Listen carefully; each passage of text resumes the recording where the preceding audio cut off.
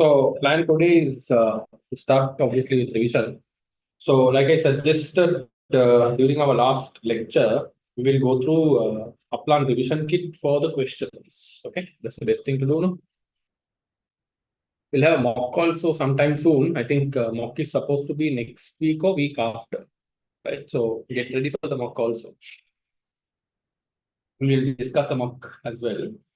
Um, so revision plan, I think I mentioned last time as well. Revision plan uh, will be something like this.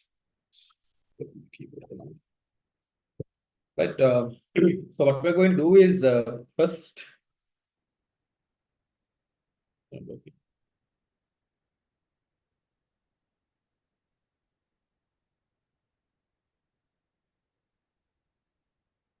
Right. So first thing that we're going to look at is performance management. That's the last topic.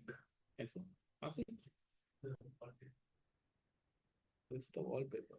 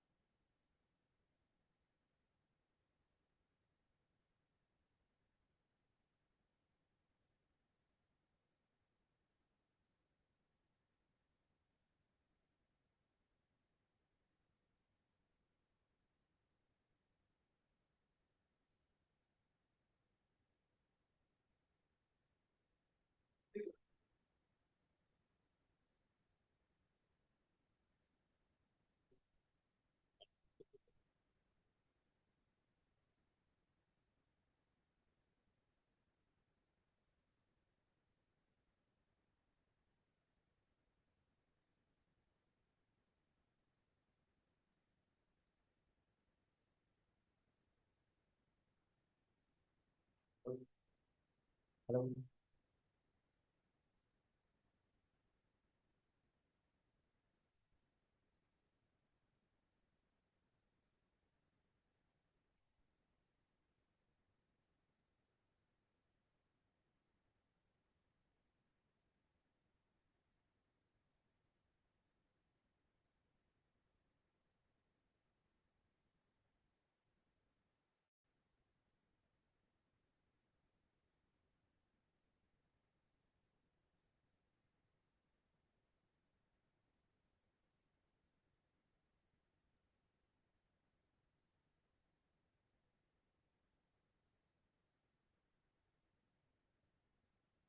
It's 51.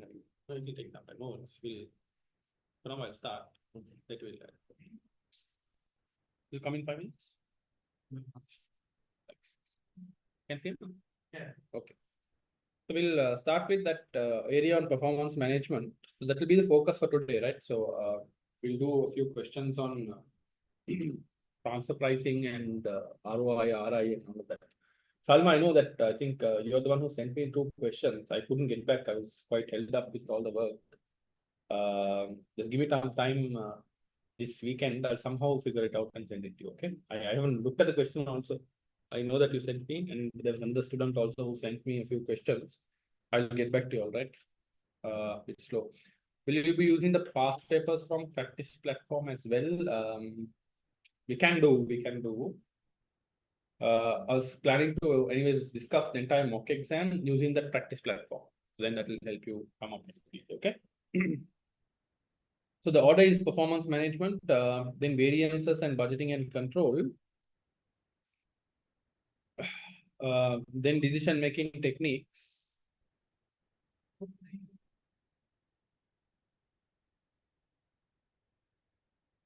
and then finally we'll have costing, right? Costing techniques. We'll have costing techniques. Okay. So I hope that you have done some revision in terms of performance management. We're okay with it or not happy? Yeah, okay. Okay. Ashwa, Gayatri, and Salma, are we okay with performance management? So this is my plan. I don't know what you want me to do, but this is what I was thinking that we should do. Okay. So we'll go into the transfer pricing part in performance measurement. Now, see, on Independence Day, we're going to have the class. So, what I was thinking was, shall we meet on 2 weekday evenings, 1.5 hours each? Is that okay with you all? Is anyone working? Gayatri, are you working? You're working, no? Gayatri? Yes, sir. What time do you finish? I work UK hours, sir. You work 2 hours, okay. Then we'll have to, yes, Poet Day, I'm not available. Poet Day, I'm not available. I've already booked in something. And the Independence Day, I couldn't come. I was a bit sick, still sick, right? So I thought we can do that. But if you can't, we'll see. We'll figure out something. Maybe a Saturday or Sunday or something. Okay. Right. So look at this question from performance measurement and control. There is a question called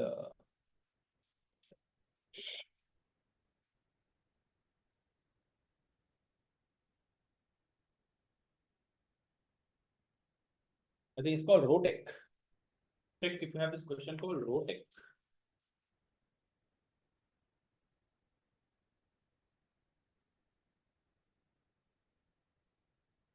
$332. Yeah. So this is an interesting question, which even Kaplan says that you need to watch the answer debrief, which then means that it's a bit of a challenging question. Go through the answer debrief. I have not done that, but you can maybe take your time and go through. Okay. So let's go to the requirement of the question to understand what the question is asking us. This is a mix of two parts. Part A is on performance measures, which is ROCE, asset turnover, and operating profit margin. They're clearly saying that there are 4.5 marks available for calculations and 5.5 marks available for discussion. So don't only calculate the ratios and stay quiet. You'll have to do some explanation. So what was the question number again, please? Question 332, 332. Question number 332.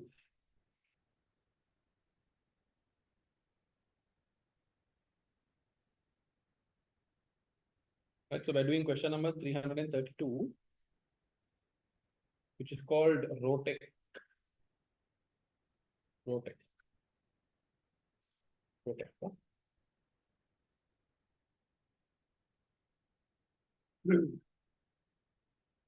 So then part B, if you go to the next page, they're saying advice using suitable calculations, the total transfer price of prices at which the component should be supplied to gearbox division from C company.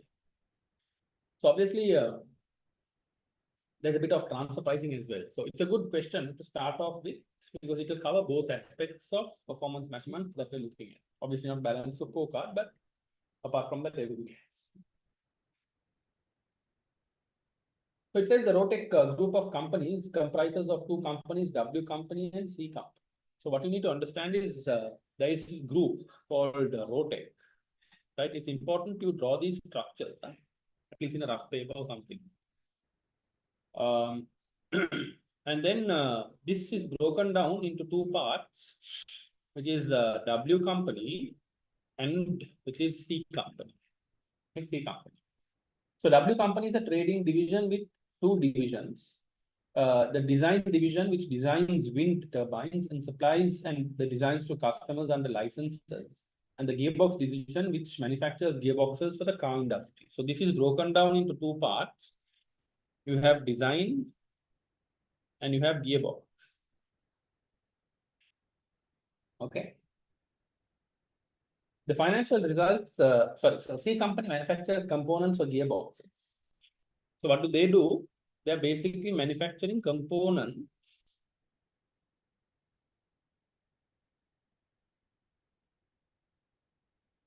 for gearbox. which indicates that they might be able to do an internal transfer from C company to W company's gearbox division. To W company's gearbox division, right? It sells the components globally and also supplies W component with components of gearbox manufacturing, which is what we discussed as well, right? So they are on the right track. Down. The financial results for the two companies for the year ended 31st May 2014 are given as follows. Okay.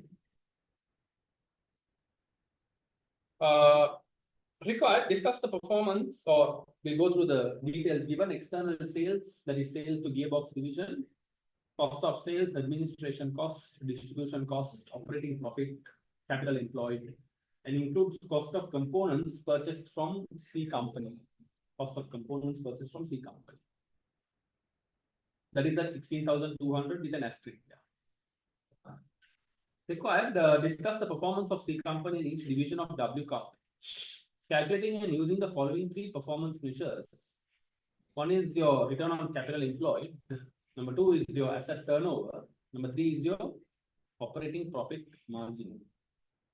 Okay. Let's quickly work out these three. So you can do your quick computations. What I would suggest is just quickly create a small table. Right. So you can have W company. Under W company, you have your design division. Then you have your gearbox division. And then on the other hand, you have C company. Right. So you have this as your table. Okay. Then on this side, you can start putting your ratios out. They're asking you the ROCE. They're asking you asset turnover.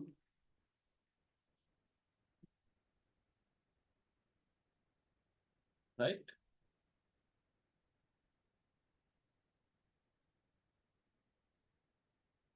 And then they're asking you, finally, operating profit margin.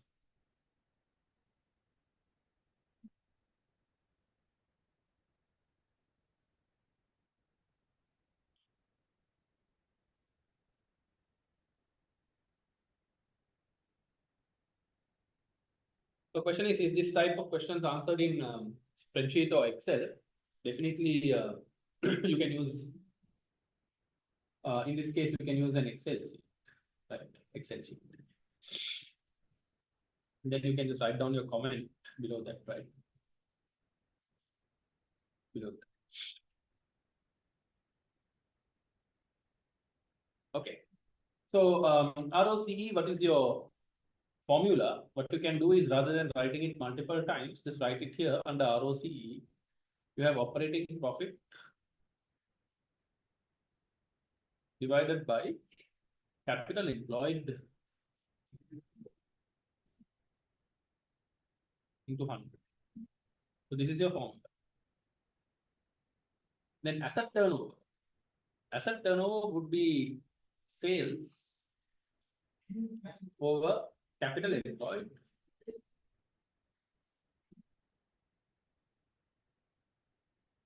into 100.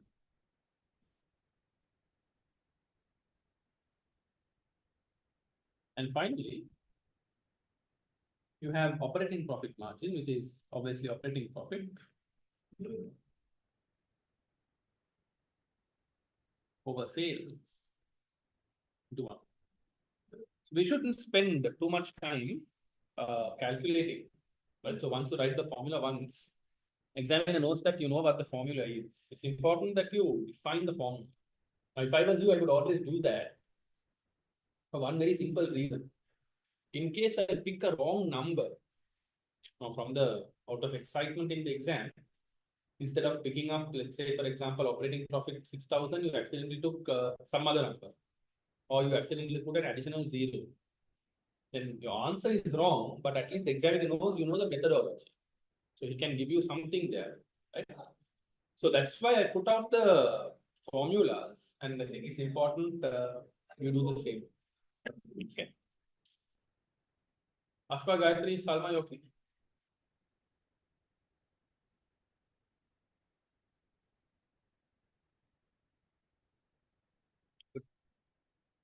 Salma, can you just drop me a reminder tonight to answer your questions? If I don't answer, call me tomorrow, okay? You shouldn't let me sleep in peace till I have answered your questions. You all are letting me sleep in peace.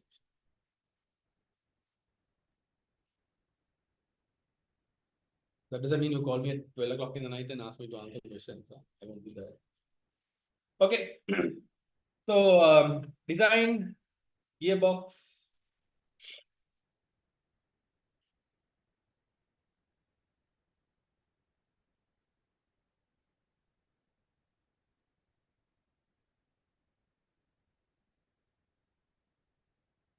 Asset turnover in times, correct. In times. I think I put accidentally multiplied.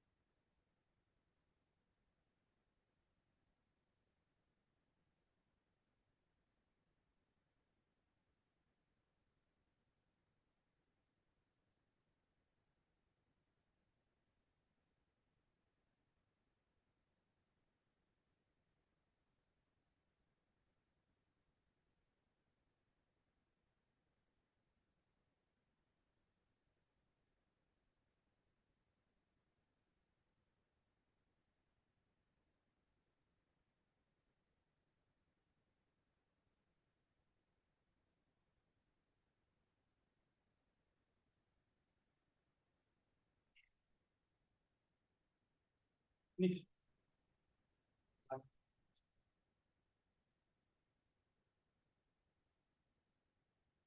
Ashfa, Gayatri, are you done?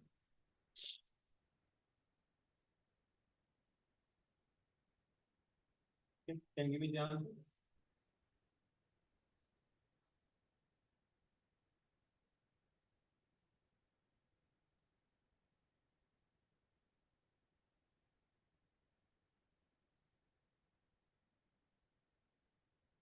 Answers, please. So 25.49. Okay. This is 11.99. This is 8.45. Thank you. You took 25, 11, and 26. Two decimals. Why do you want to know? Any reason you wanted to know? I really don't. When you Excel, what will happen is when you put the formula, it will round off and show it 12%. Then you can give it like that.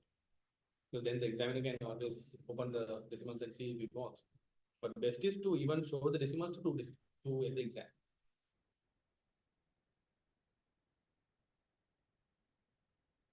Okay. So this is 0.6, exactly 0.6. Just check because you're giving everything else to decimal places. 79 and 0.19. Is this exactly 0.6? I don't think.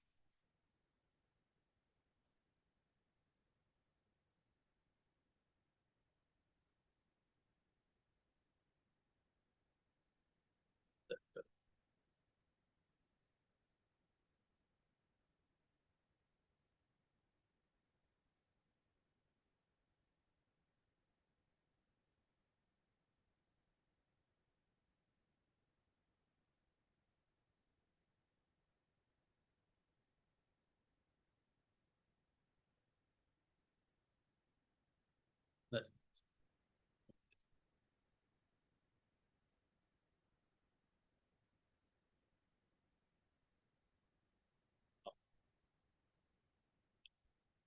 Abda, I don't recall you from my lectures. Are you only here for the division?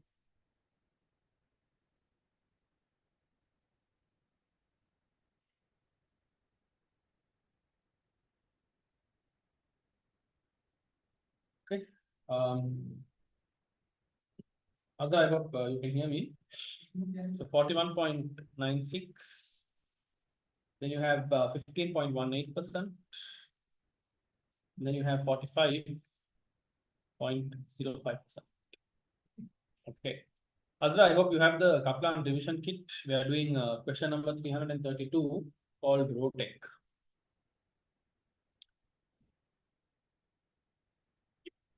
Okay.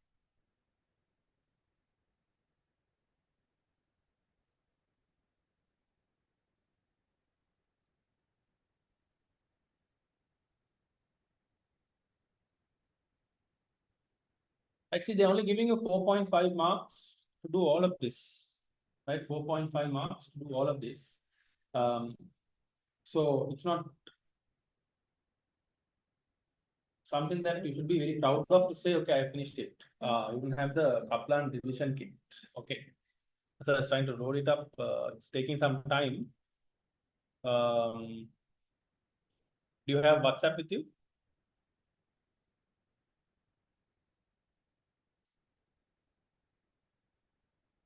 Okay, can you drop me a message on my WhatsApp number?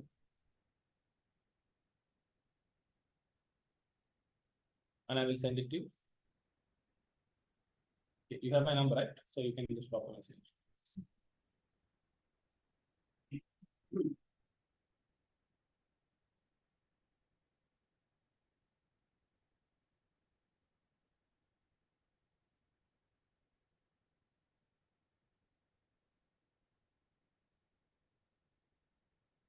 Okay.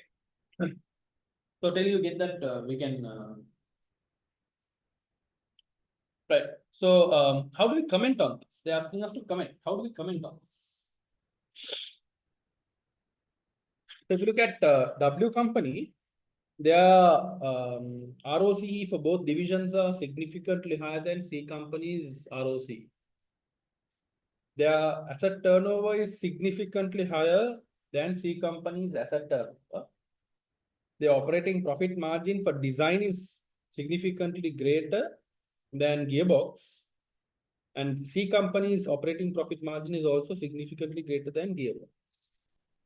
So if you look at it in terms of overall thing, design I think is the best, then gearbox, and then C company. But I don't think the examiner is asking you to just make a comment like that. You need to explain to the examiner why you think ROCE is low in C company and high in design. Why you think asset turnover is maybe low in C company and highest in gearbox? And why you think operating profit margin is highest in C company and lowest in gearbox? If you can do that, it would be okay. Okay, so shall you write a comment? So I'll show you how you can write this comment, and then obviously going forward, you can then look at it on writing by yourself. Okay. Azra, I didn't get a message from you yet. I hope you will be sending me one message. Okay. So we start off with ROCE. You can say that, or we'll give an overall view first. You can say the ROCE is a measure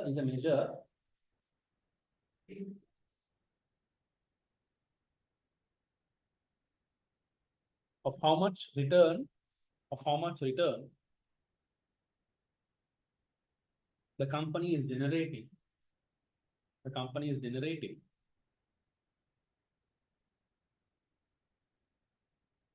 Through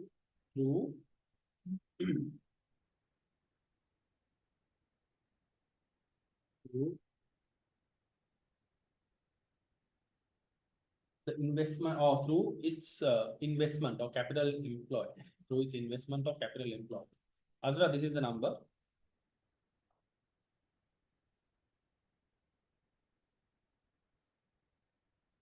Okay. Then you can say there, in this case, the design division makes the highest ROCE,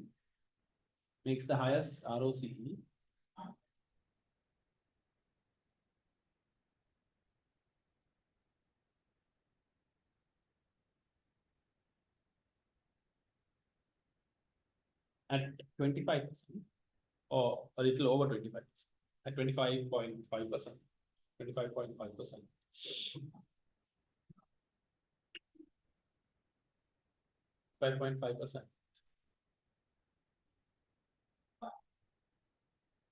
Which is 2 times greater than gearbox. 2 times greater than gearbox.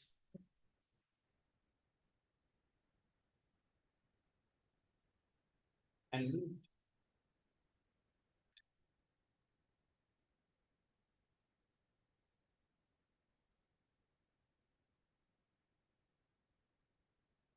almost 3 times greater than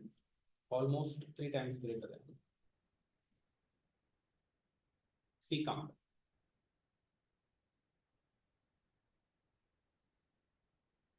Full stop, and you can say this could be due to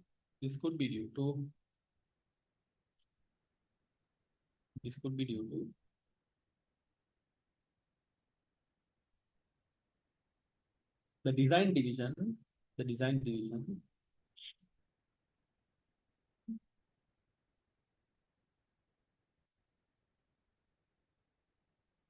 having most of its assets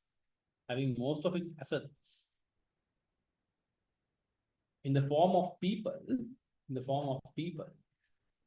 See, when you do design, it's creativity that is your biggest asset, right? So that's your people. So you will not be able to put that into your balance sheet or factor that as capital input. So your biggest asset is people, which is not being factored in a balance sheet. That could be the reason as to why you have a higher ROCE, right? So So I'm saying there is after the saying last sentence, can you read?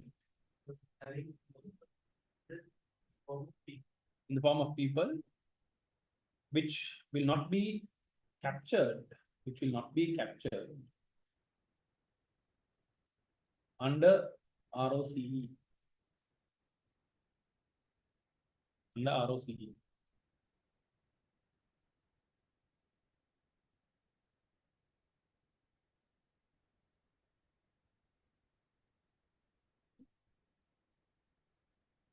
Full stop, and you can say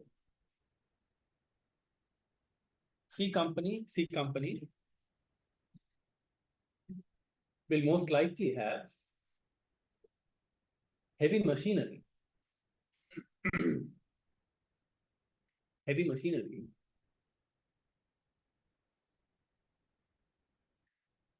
which is resulting in lower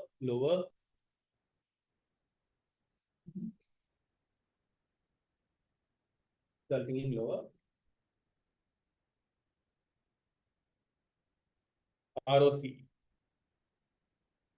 So we look at it, asset base itself is the problem. Right? You're doing a comparison, but the asset base is significantly different. Okay. Then we move to asset turnover, we can say.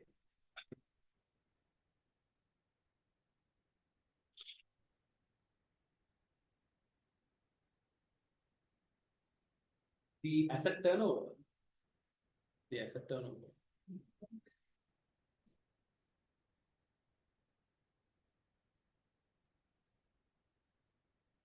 is highest for gearbox division.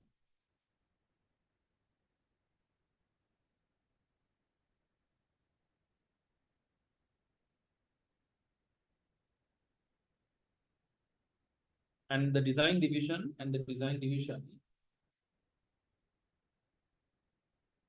is also having a similar rate. The design division is also having a similar rate.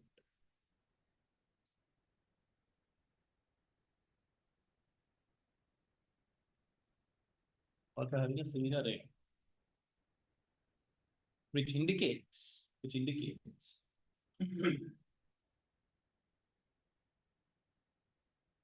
they are using their assets well. To generate sales.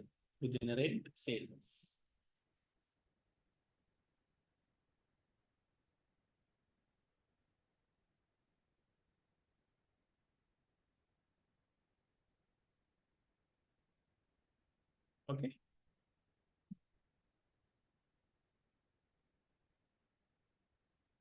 So it's the same concept here. Then you can say thereafter, in terms of C company,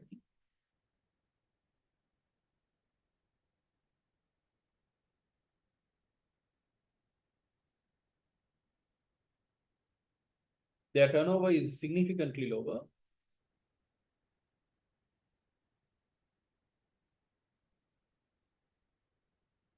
Since they are making components, they are only making components.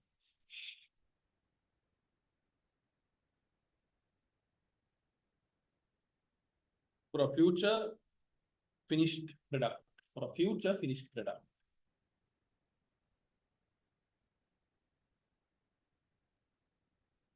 Giving them probably a lower unit selling price.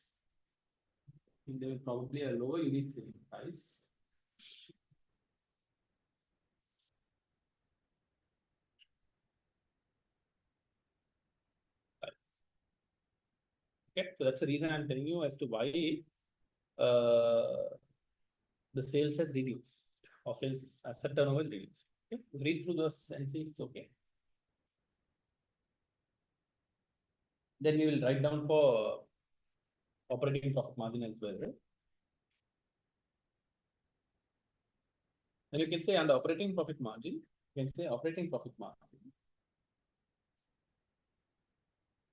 the highest in C company.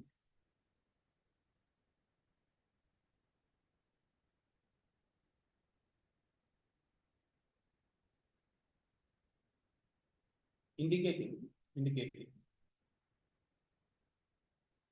they have a higher profitability per unit,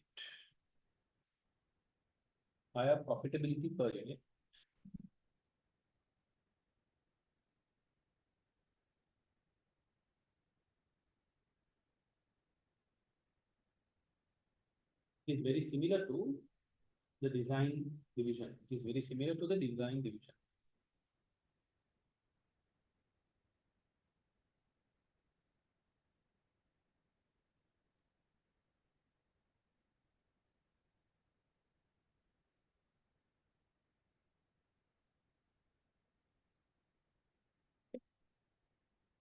Similar to the design division. Then we can say that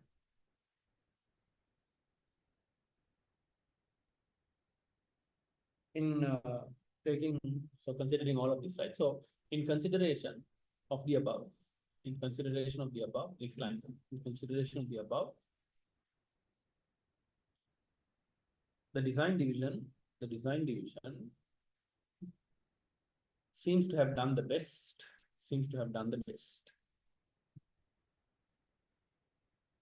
The higher ROCE,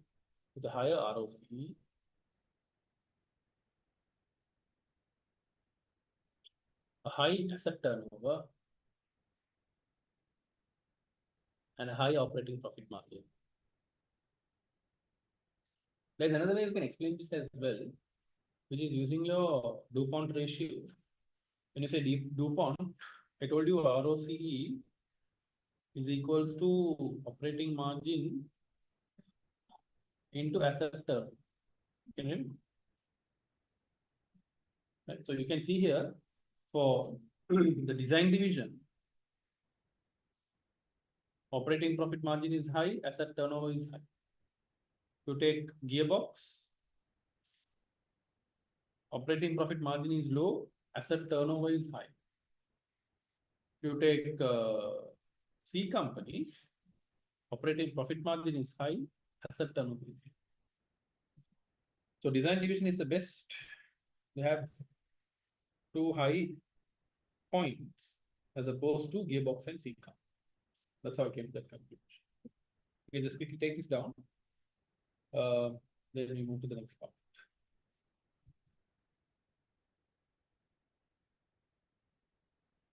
Okay, so see if you can do part B now, which is the most important part of the question.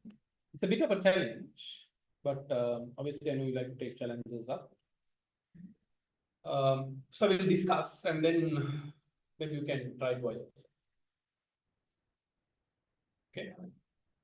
Just you can obviously direct message me just like you've done before, but is it first time you're doing PM and where did you go for lectures? Just for curiosity.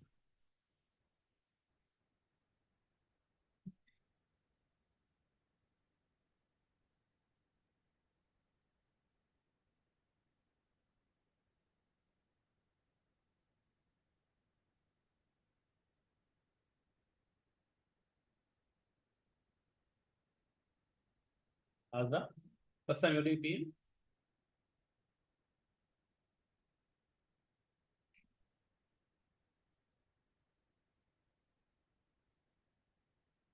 Three companies currently working to full capacity. Now, what does working to full capacity mean? When you're working to full capacity, then you have to understand that there is going to be some kind of an opportunity cost when you look at your transfer pricing. Right? So there is going to be some opportunity costs when you look at transfer pricing. So these are things that has to click your mind as you read the question. Right? The moment they say full capacity, you can understand there's some opportunity cost. I don't know what it is. The Rotary Group's policy is that group companies and divisions must always make internal sales first before selling outside the group. Similarly, purchases must be made from within the group wherever possible. However, the group divisions and companies are allowed to negotiate their own transfer prices without interference from head office. Good. C company always charged the same price to the gearbox division as it does to external customers. However, after being offered a 5% lower price with similar components from an external supplier, the manager of the gearbox division feels strongly that the transfer price is too high and should be reduced. The company currently satisfies 60% of the external demand for its components. Its variable cost represents 40% of revenue. Advise using suitable calculations. The total transfer price or prices at which the components should be supplied to the gearbox division from steel company. Okay, see if you can quickly work it out. I'll give you 5 minutes. I want you to think very carefully and then see how you're going to tackle it. Then we'll discuss.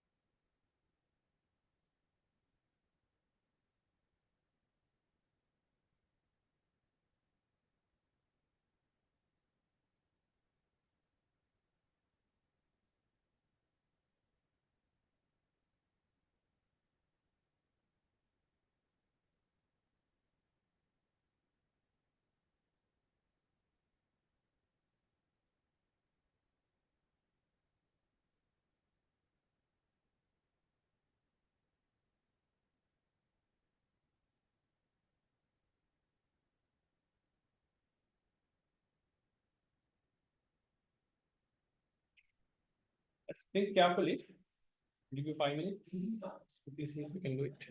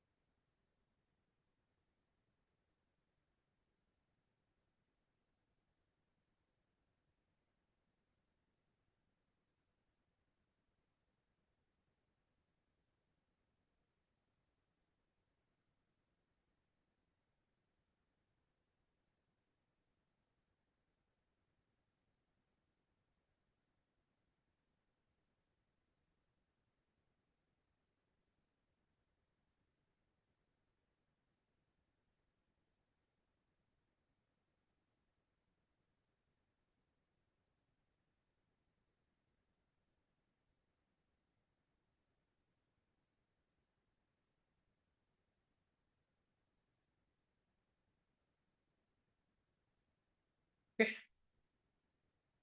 finished. Anyone got the answer?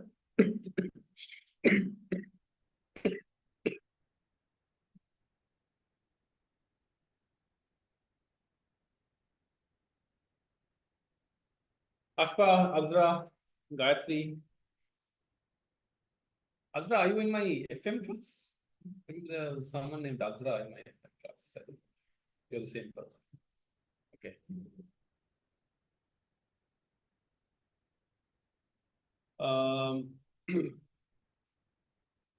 Gayatri and Salma, all done?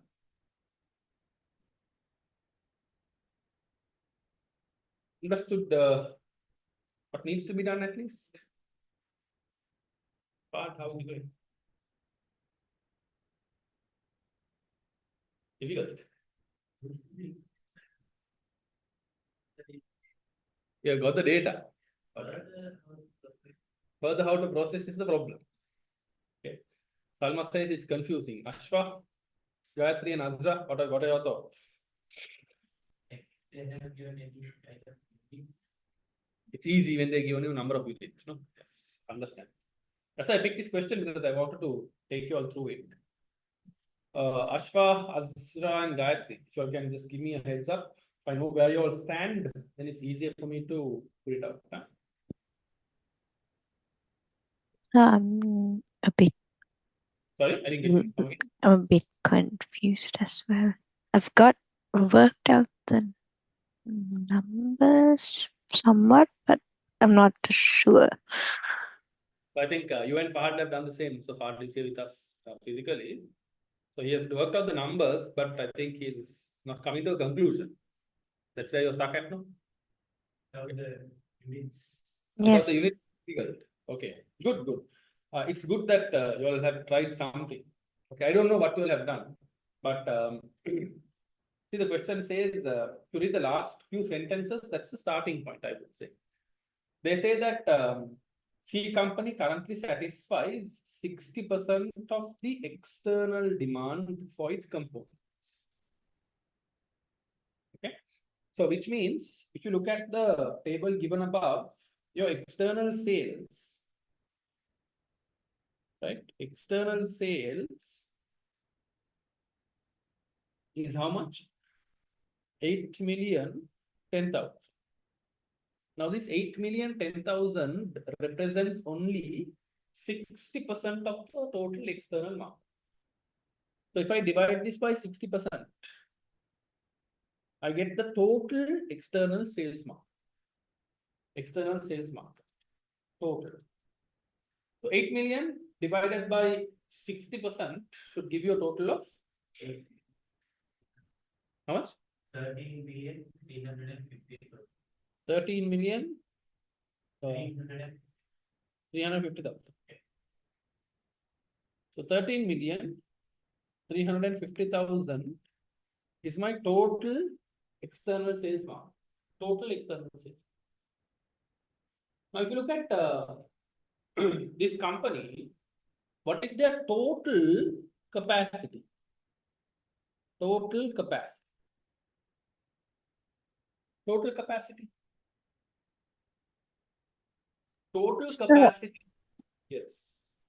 If they are satisfying only 60%, yeah, why have they given the value of 100% as the financial results for the year ended? So isn't it the correct one, the actual one? So what you're trying to ask me, I didn't understand the question properly, but I think what you're asking is the question in part B, first line says C company is working to full capacity, correct? Yeah. Okay, but later on, we are saying that 8,010,000 is only 60%. How is that contradicting is what your question is, right? No, they are saying C company satisfies only 60%. So when you divided 8,000 by 60, so is 8,000 the 100% value or is it the 60% demand? It is the 60% of the external demand. Okay, sir. Got it.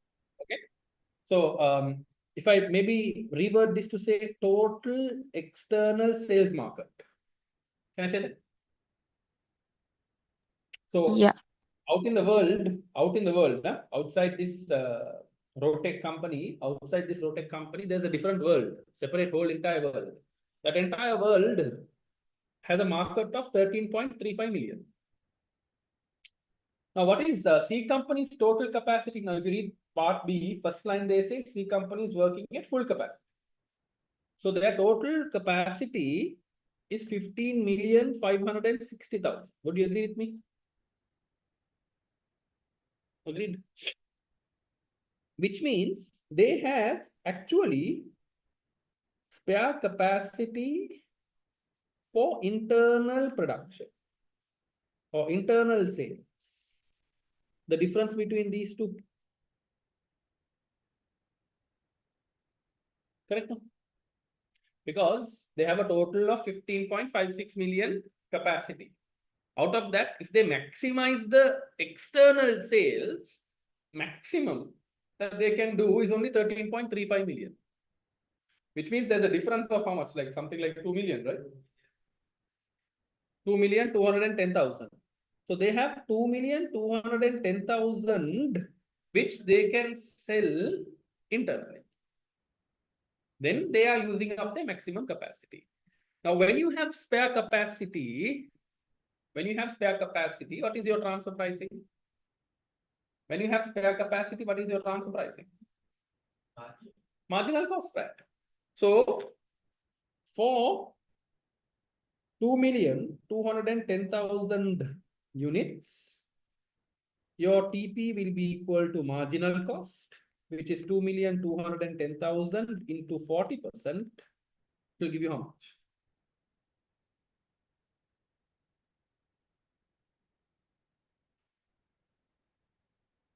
$884,000. Now, this is only for internal sales that you're utilizing your spare capacity for. Is everyone okay up to this point? Ashwa, Azra, Gayatri, and Salma, are you okay? Any questions? Ashwa, you okay? You're very silent today. I don't know if you're in the class or not in the class. Gayatri, okay?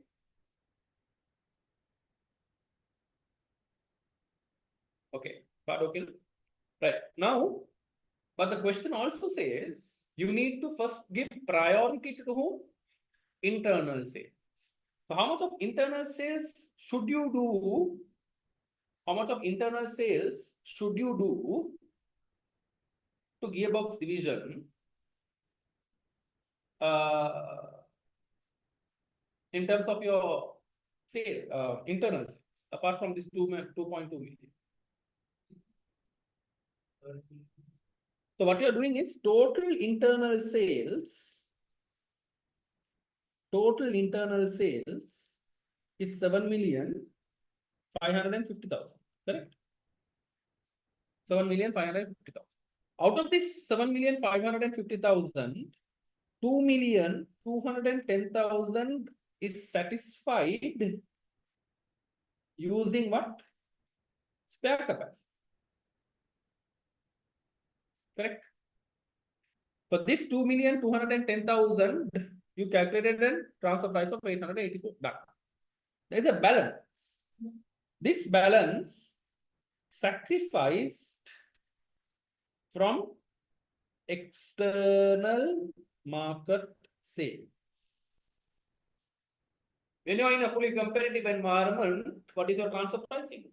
Equals to market price plus or minus any internal costs you can remove. For example, transport, packing, so on and so forth. What's the difference between 755 and 221? 5,340,000. So this 5,340,000, your transfer price will be equal to market price minus any adjustments that you can do, which they have not mentioned anything here. So therefore, your total, now look at the question, right? They're asking you total transfer price. Total transfer price. They're not asking per unit also. It's going to be 884,000 plus 5,340,000, which will give you how much?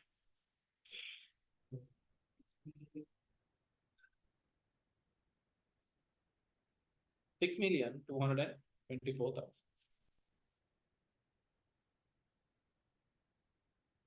Good.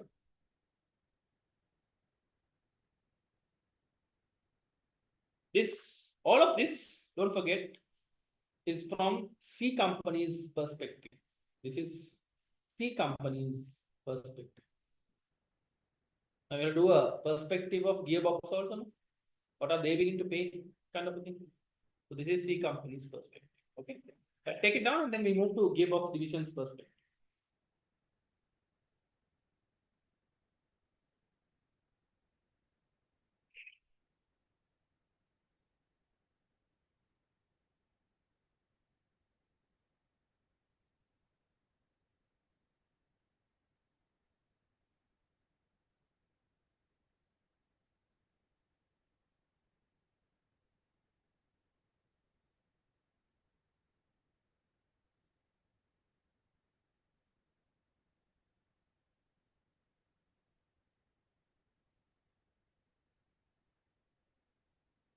Okay, everyone, you're okay?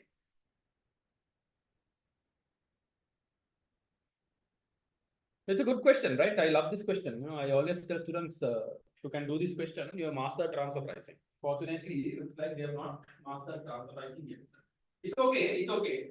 They're all in the learning phase, right? We still have 1 month to go. Exam is on when? Tuesday. Huh? 5th.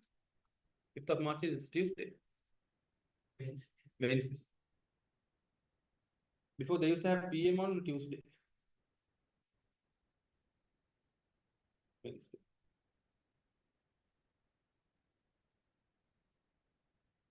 Okay.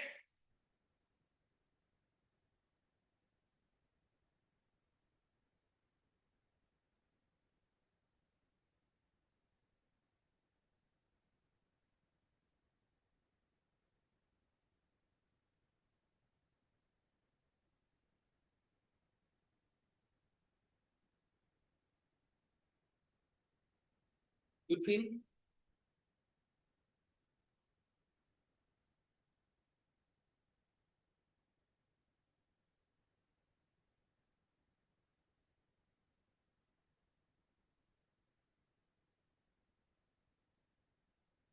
Not external.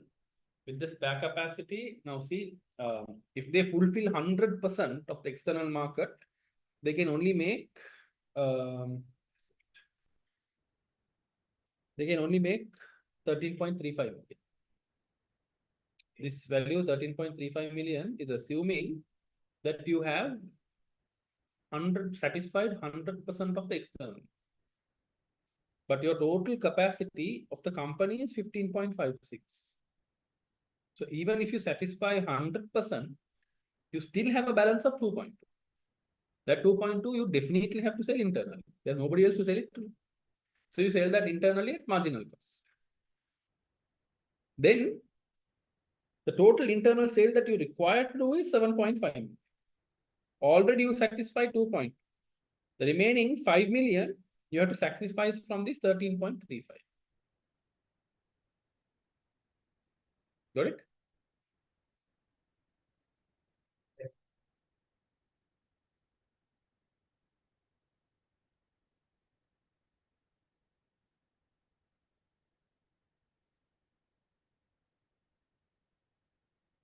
From internal. That is you sacrifice from external sales and give it to internal. Okay, everyone? Happy?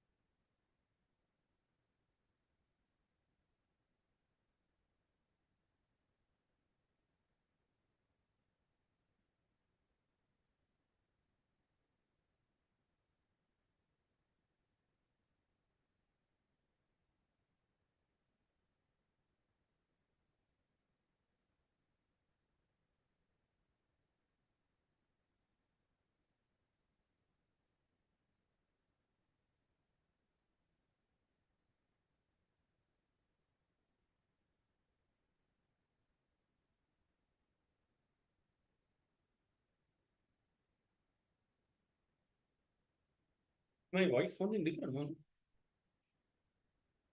Okay. How do we know? We should explain from both perspectives, because what they're saying is total price or prices. So you should give a range idea, maximum and minimum. So as the seller's perspective, they would want a minimum of 6.2 million. As the buyer's maximum, how much are they willing to pay is the other question that you need to look at. Okay, because they're saying prices. I mean, you can stop at 6.2 and say, okay, this is the transfer price, but then that would be the minimum transfer price idea from a seller's perspective. No? From the buyer's perspective, what is the maximum they are willing to pay? That's the question.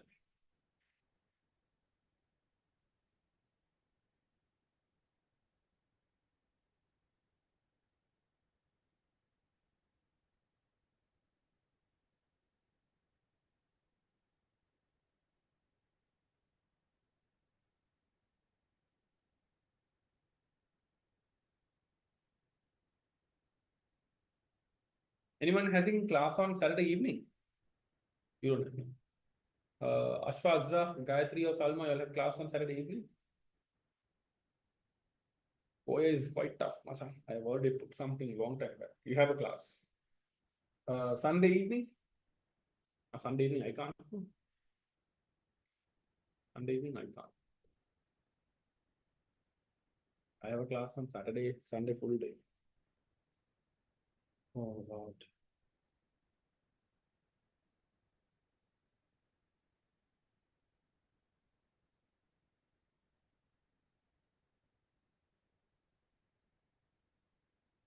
Okay, done. Right, okay. So if you look at from this person's perspective, who's the other person? Gearbox division's perspective. Gearbox divisions.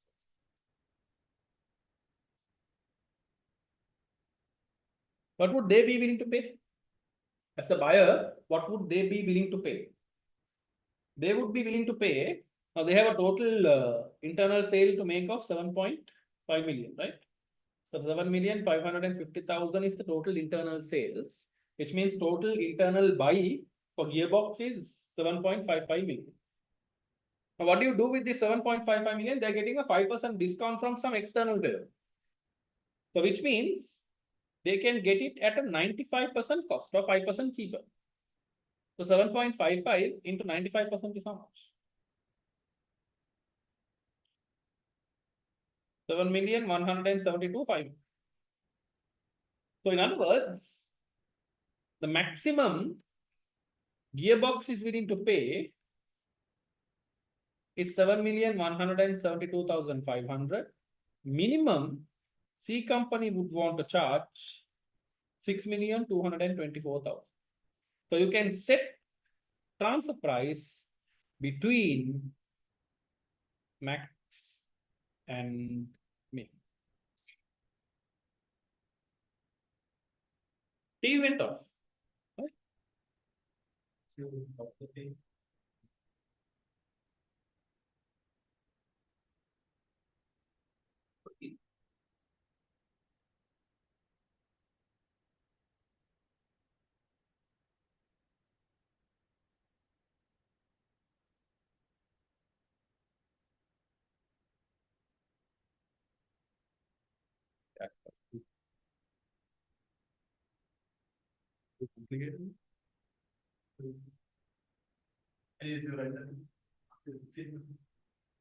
Right. So minimum C company's charge would be 6.224 million.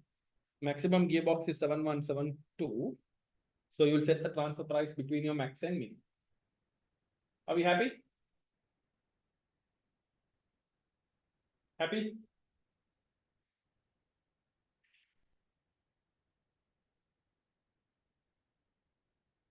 Okay. We'll take a 10-minute breather. We'll get back. I need to fix the screen also, no? Right? We'll do one more question after that. Okay.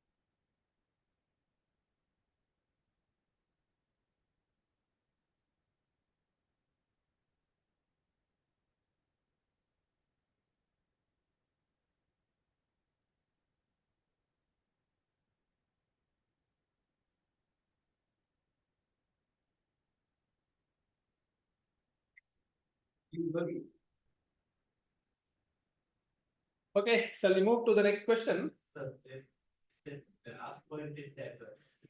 Yeah.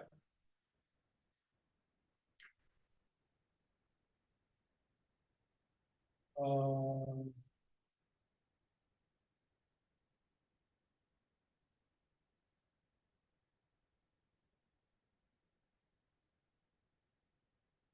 we do a balance scorecard question? So look at question number 335.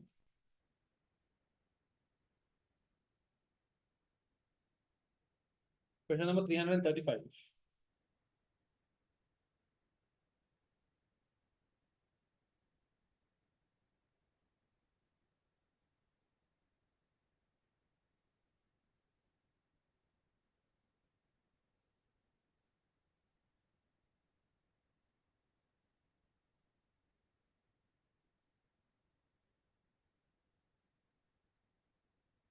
Called Medcom.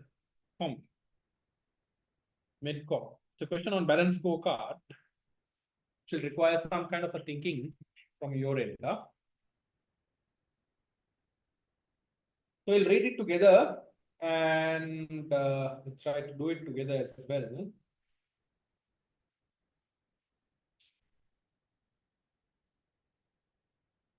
So it says Medcomp is a charity based in Sealand. It provides medical treatment to prevent and cure blindness caused by cataract to thousands of people in less developed countries. This disease is relatively easily cured when treatment is available, but the majority of people who need treatment cannot afford to pay for it. For over 10 years, Medcomp has provided free treatment from 12 treatment centers based in fixed locations worldwide. Medcomp employs a small number of paid permanent staff who consist of medical practitioners, medical administrators, and fundraisers, but the majority of its workforce is voluntary. The charity has built relationships with several teaching hospitals in Zealand from where it recruits newly qualified doctors and nurses. These doctors and nurses volunteer to work unpaid for a year in Medcomp's treatment centers before returning home to work in one of Zealand's many hospitals. Medcomp believes that using newly qualified medical staff will promote the use of the most effective and up-to-date techniques and procedures. Financial donations are sourced from large businesses in Zealand, and most of the equipment and other medical supplies needed are donated by hospitals and manufacturers. Thus, it is rare for treatment centers to run short of supplies. Medcomp keeps accounts for a year in 31st August, as well as detailed operating data. Data extracts from its management accounts for the current year, 2008, and from 2017 and 16 are given as follows. Average size of donations, 600, 535, and 500. Number of donations, that will give you the total donation that you got. Total operating cost, new procedures as a percentage of total procedures. Look at the note. New procedures are procedures which are introduced within the year. Number of treatments performed, number of successful treatments, and available or rather average number of days taken to deliver drugs and equipment to treatment centers. Medcomp is about to introduce a balance scorecard to help implement its strategy and measure performance. The critical success factors, CSFs, which relate to the 4 perspectives of the balance scorecard have been identified as positive cash flow. That's your financial perspective. Innovation. Innovation would be what? Would be like learning and growth phase. Learning and growth phase, I would say. Medical effectiveness. Medical effectiveness would be where? Internal perspective. Good internal perspective. And functional efficiency. I think functional efficiency would be internal business. And maybe medical effectiveness would be customer. Medical effectiveness would be customer because that is your end result. Good. So if you can identify those Oh, I think you're okay. For each perspective of the balance scorecard, select the appropriate critical success factor. So here, they're doing you a favor and they're giving you the critical success factor. Generally, you have to think. You'll have to think and figure out something, but here they're giving you. Suggest one key performance indicator which will help to measure the critical success factor and use the KPI to analyze Medcomp's performance from 2016 to 2018. Use the balance scorecard template provided below to structure your answer. They've given you a template. Simple, no? The financial critical success factor, we already looked at positive cash flows. KPI, you can measure that, no? Performance analysis, you write a comment. So I told you when you do a balance scorecard, there's always 3 parts. Here also they've given you the same 3 parts, but in different parts. So the volume is a little weak. Others, are you all having the same issue? Gayatri, Azra, Ashfa, Salma is having some problem with the volume. Others are all okay.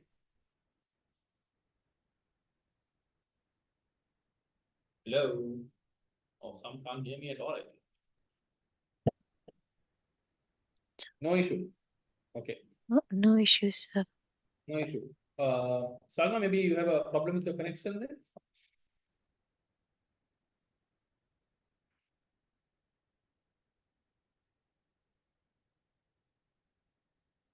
Please check. Okay. Shall I start? Okay. Let's look at the financial one first. Critical success factor is positive cash flow.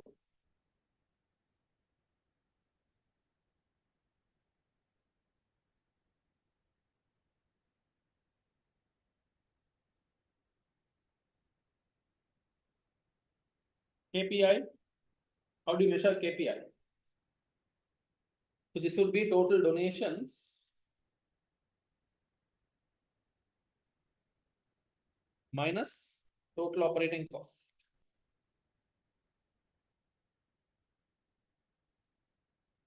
Okay. Then analysis. You can have a small table if you want to or whatever. So we're looking at 2018, 2017, 2016. Total donations,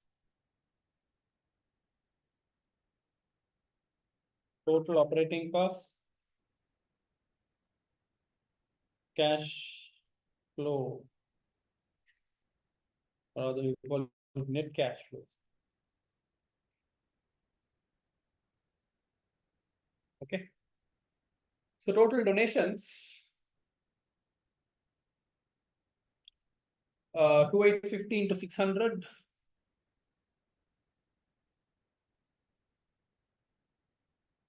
And then you have 3000 to 535.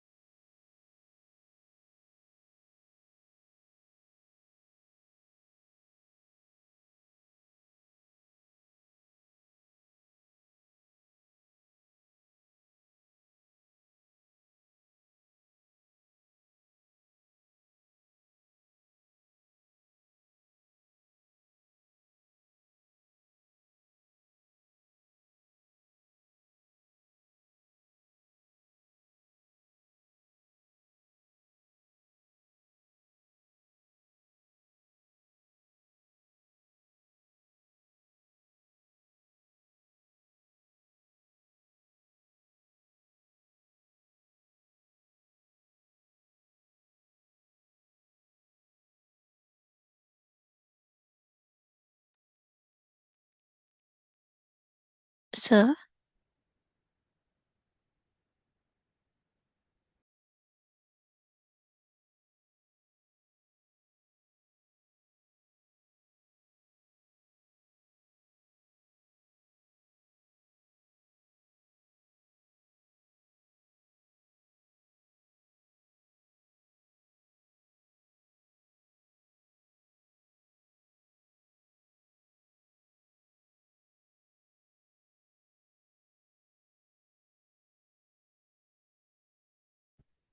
Can you hear me now? Hello. Yes, sir. Now you can. Thank you so much. So I think no, we got disconnected. Right? So we're back. We're back online. Don't worry. So 2017, we have 155 000 and 1430 000. Okay. So you can do the math here. How much do you get?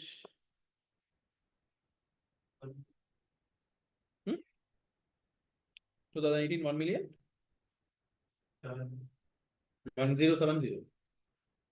10. Okay. Other one? 16. 05 000. Okay, so I think you have positive cash flows in 17, 18, 16. 18 you have negative, right? So negative 20,000 here, looks like. Here positive 55,000. Here positive 45,000. Okay, so we'll try to write a comment also. Okay.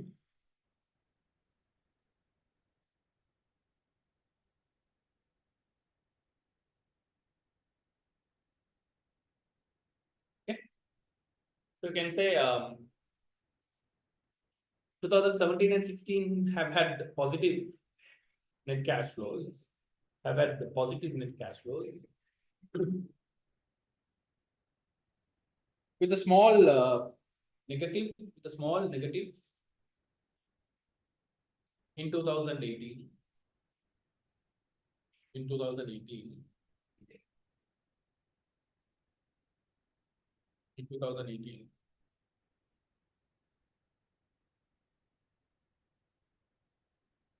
Despite the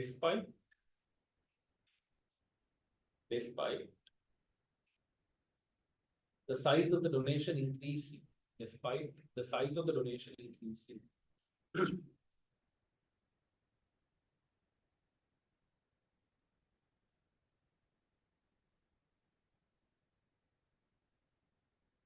so we can say this could be due to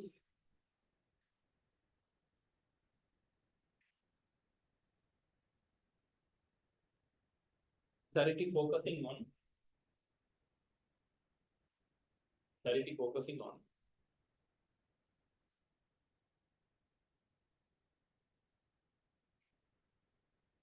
smaller number of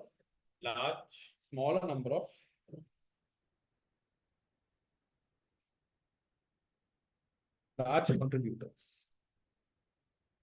Smaller number of large contributors. What does that mean? That means you have people who contribute more. The amount they contribute is more, lesser number of people contributing more. So 600 is increasing, 535. Okay. So that's it for the first one. Then second one, customer.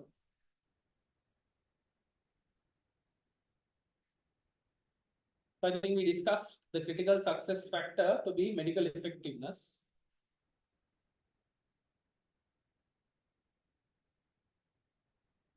Then your KPI. How can you measure the KPI? I think percentage of successful treatments.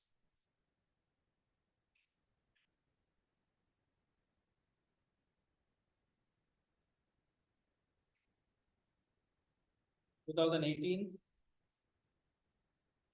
2017, 2016. So let's say number of treatments performed or number of successful treatments divided by number of treatments, success percentage. Okay, so you get 4312. Looks like it has dropped 5,600. Here it is 4,300. Here it is 5,000. It is 4,002 or 4,600.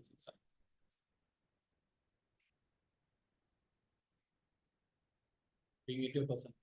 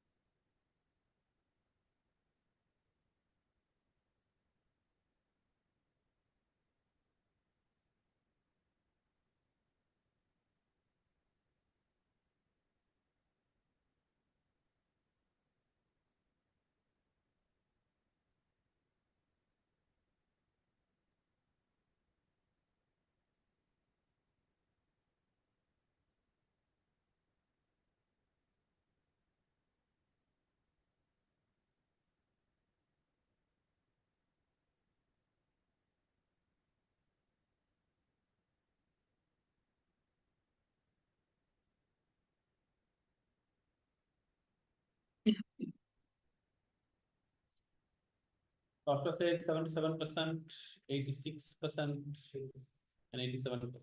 So looks like it's dropped, significantly dropped. Okay. What do you think this could be the reason for?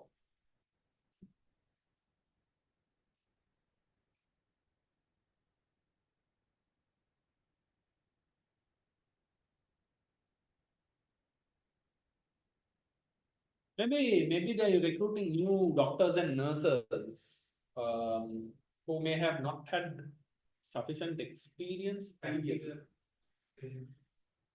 Or could be the disease also has developed. One of the two, right? So we can write down there. We'll write our first thought. I think that's something that came to my mind as well. So you can say that the success rate has reduced significantly. The success rate has reduced significantly.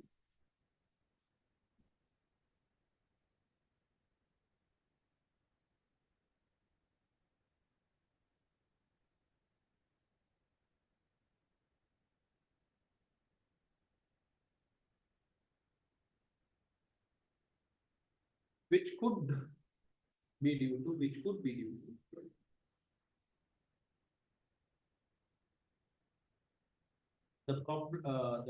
the recruitment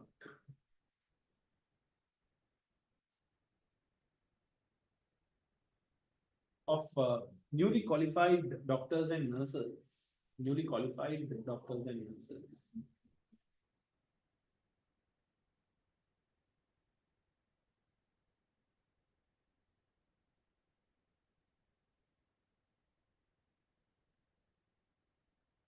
Stop and say, the company is under the belief. The company is under the belief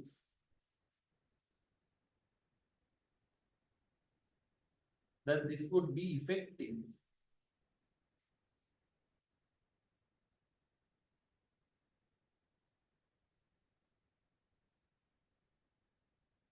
And they would be using up-to-date techniques. They will be using up-to-date techniques.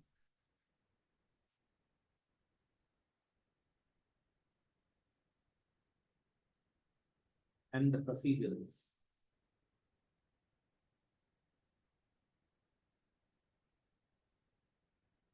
However, on the other hand,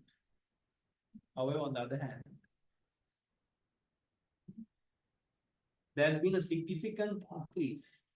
There's been a significant increase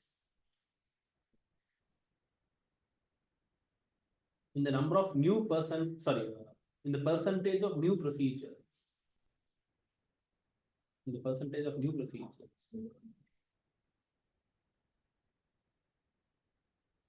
Which could also be a reason.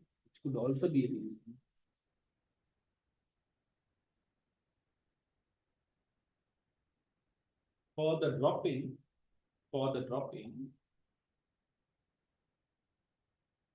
the success rate. So as you can see, number of new procedures have increased from 5% to 20%. A significant increase. Okay, significant increase. Right, next one.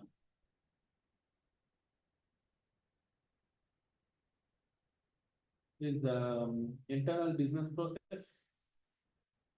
Internal business process. I think we have considered it to be functional efficiency, right? Yeah, internal business process.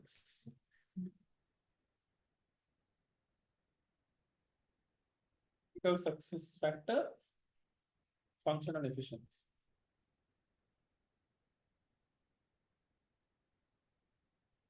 Functional efficiency.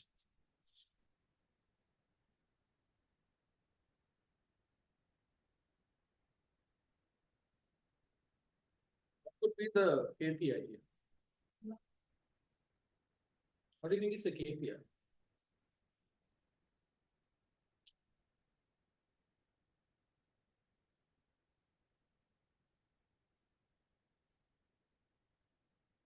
Maybe number of deliveries. This number of days taken to deliver drugs.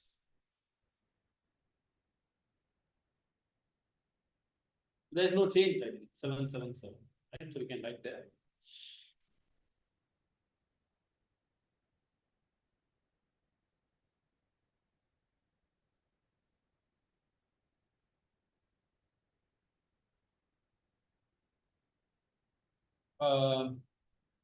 This has remained 7 days at 7 days. This has remained at 7 days constantly.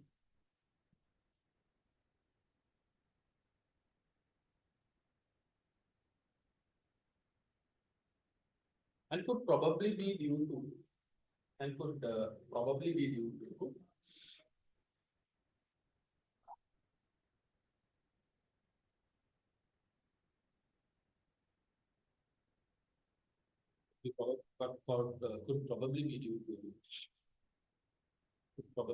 to what?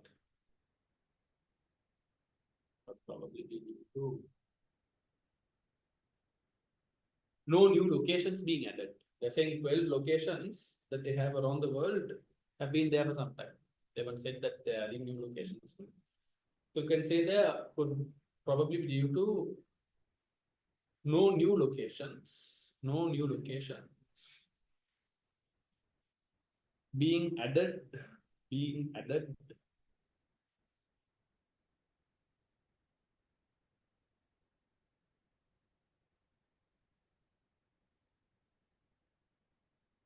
And most likely, the logistics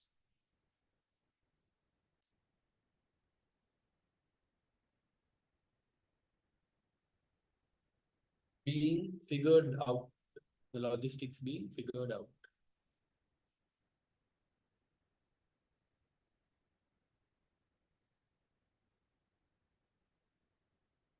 Look up and say. There's also a statement which states, or there's also a statement that suggests,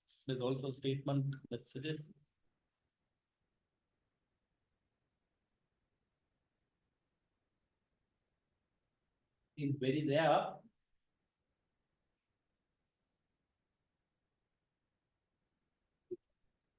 For treatment centers,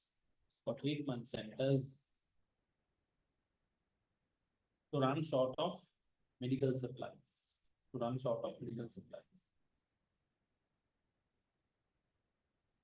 which reassures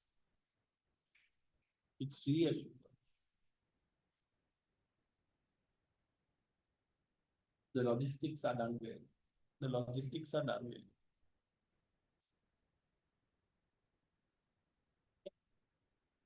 But last one, which is learning and growth.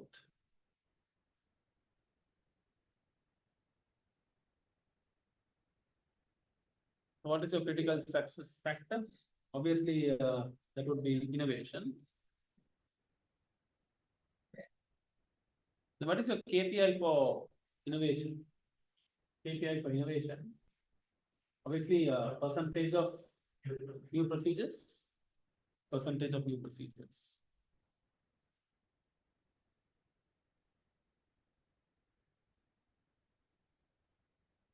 So obviously 2008 has increased, or 18 has increased significantly to 20% compared to 16, 17, where it has been only 5%. Okay. 4 times. Right. So what you can say is there's been a significant increase. There's been a significant increase in the percentage of new procedure.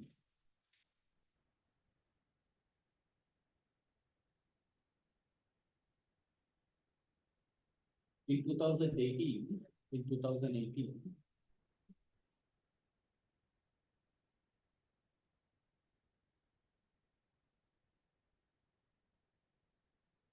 which is a clear improvement from the previous year. It is a clear improvement from the previous year.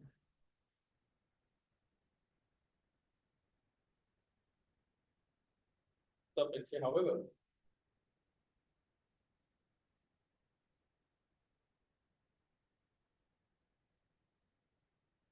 however,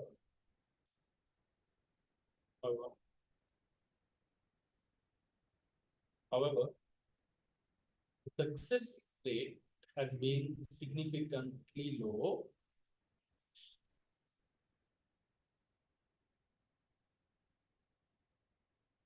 Should also be looked at. Should also be looked at to ensure effectiveness of the medicine or treatment.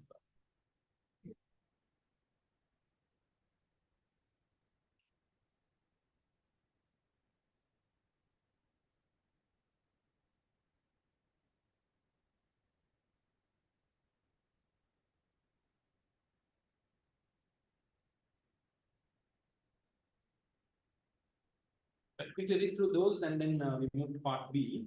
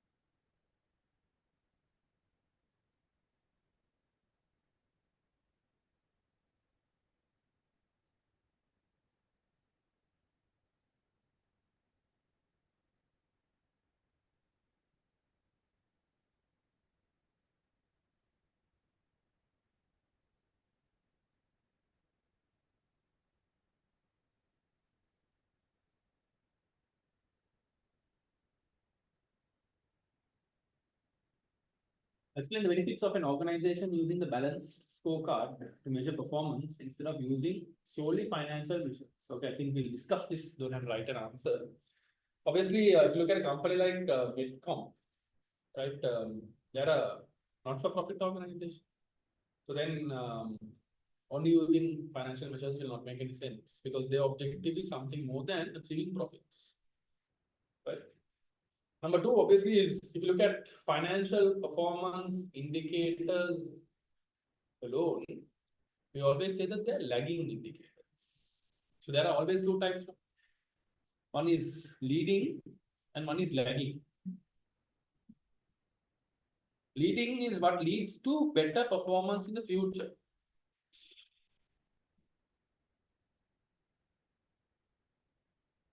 Right? Lagging is looking back at what happened. Right? There's no point only focusing on lagging indicators.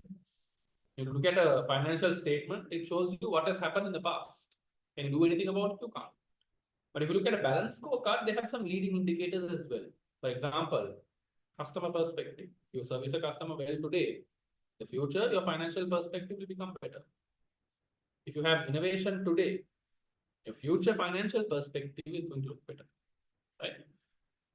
Then obviously you can also look at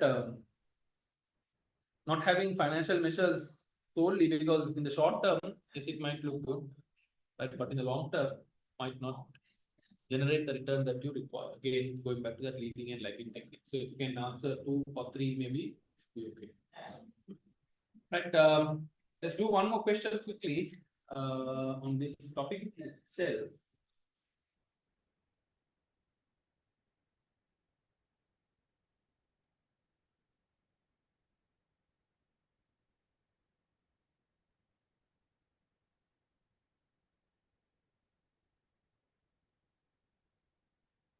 Shall I do this question on the building block model? Question number 338.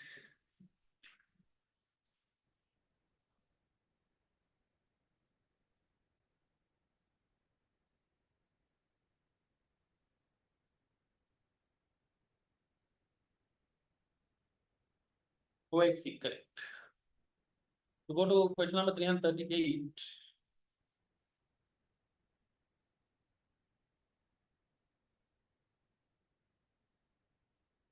OSC company.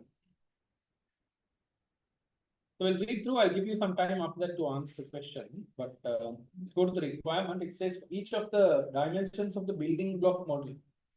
So how many dimensions of the building block model do we have?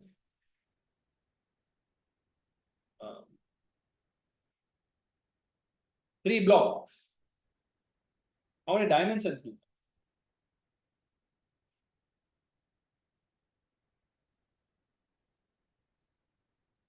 There are 6, no? You have comparativeness, you have financial performance, you have quality of service, flexibility, resource utilization, and innovation. Right? The first block, we broke it into 2, we had 3 blocks, right?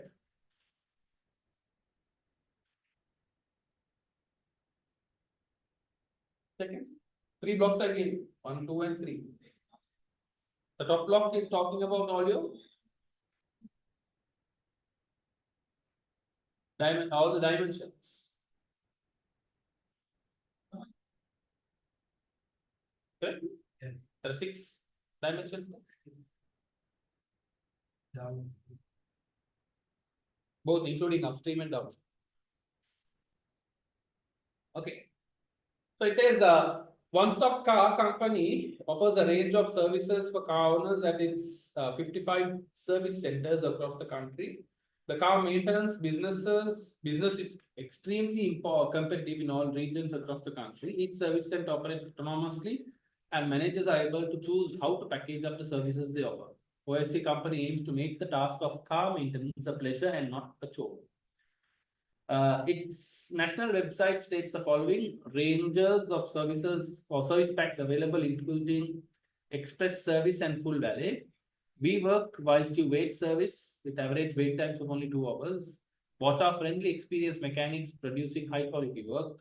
Freshly made tea and coffee and free internet in our comfortable lounges. Monthly free price draw for all customers completing an online feedback form. Customers initially access the national website, but depending on the location, they are automatically redirected to the website of the nearest service center so that they can view the offers available at that center. All bookings are made through the OSC website. Results of for one of the service centers, the Midland, for the year which just ended, is given below.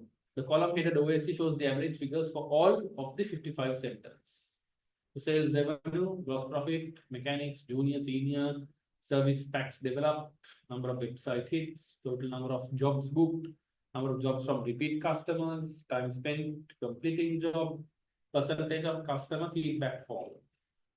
Mechanics are classified as senior if they have been qualified for more than 5 years. Junior mechanics includes both trainee mechanics who are unqualified and mechanics who have been qualified for less than 5 years. So I don't think that's important for us.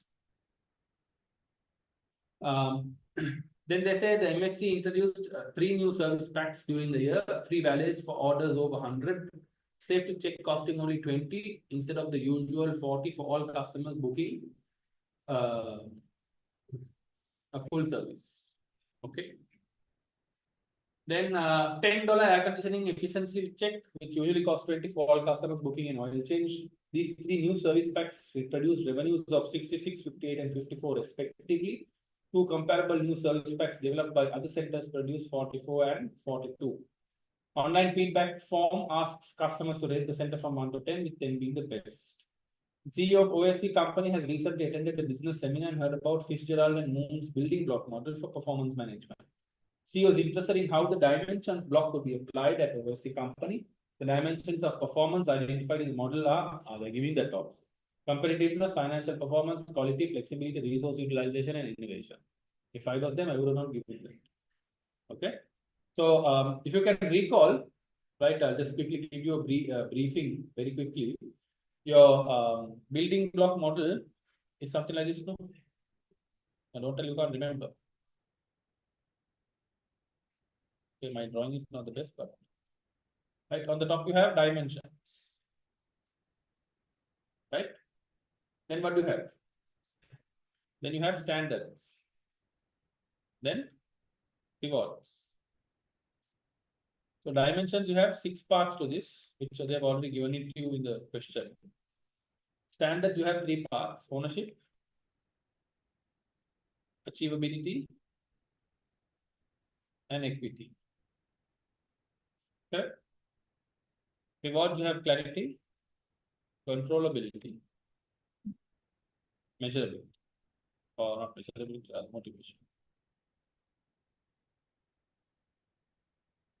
Okay. So we are focusing on time. Okay. I'll give you 10 minutes. Just see if you can draft out something for this, for each of the ones. So you have to compare the MSC company versus the OSC average.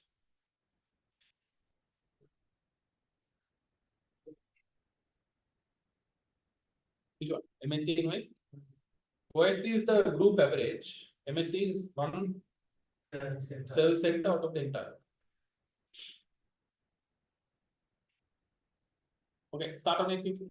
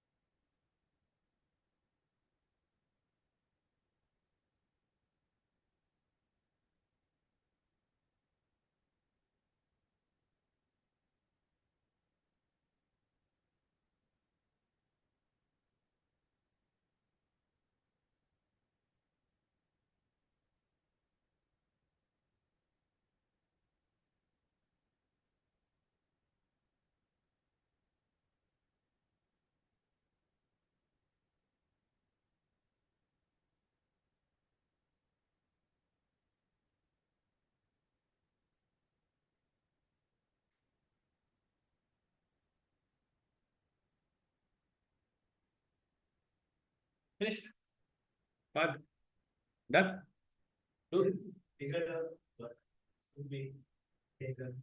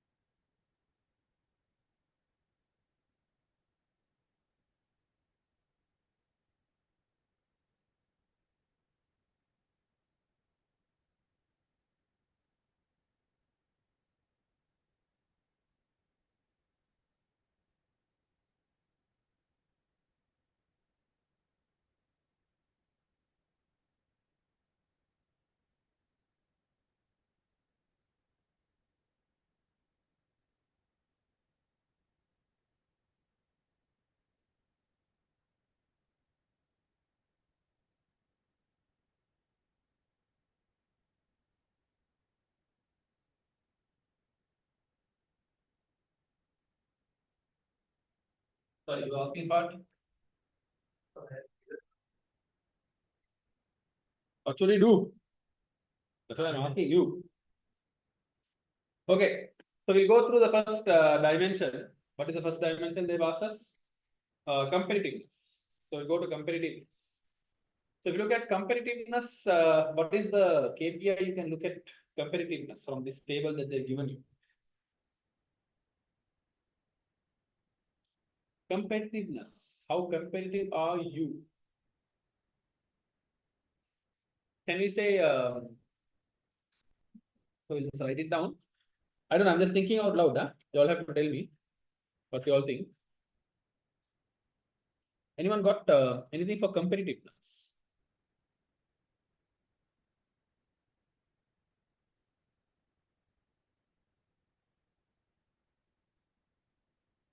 Maybe website hits, yeah, that looks good. Or maybe you can go one step ahead to say number of jobs booked. Now they have to book it from the website. No? So you have 14,000 people visiting the website, only 9,000 booking side jobs. So maybe this is not working. So you can say number of maybe under competitiveness. You can say number of jobs booked divided by number of site visits. I don't know, I'm just thinking out loud. Huh? You all can tell me if you all have a better option. Competitiveness. Yeah. I don't know whether you want to use number of repeat customers or do we put that under quality of service? Maybe quality of service, number of repeat customers. Okay. So if you look at MSC and OSC, what are the ratios you got here? Under MSC, you got 9,506 jobs being booked out of 14,000 site visits. And OSC, you have 18,000 or 11,870 being booked out of 18,260. Okay, so then you can look at competitiveness. Who's more competitive?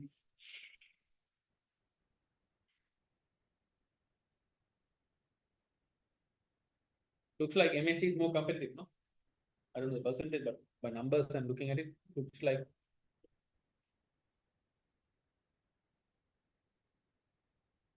Yeah, girls online. What do you all think? You already participate, huh? Don't sleep.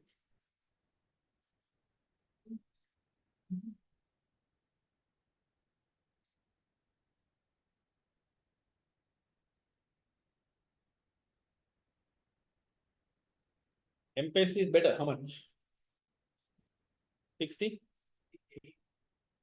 And 65. So MSc is more competitive. So you can write a small what do you say, note. So you can say that on average, it has a conversion rate of 68%. You call it conversion rate. Huh? When you visit websites and you convert it into a sale, you call it a conversion rate. So you can say the conversion rate is higher for MSc.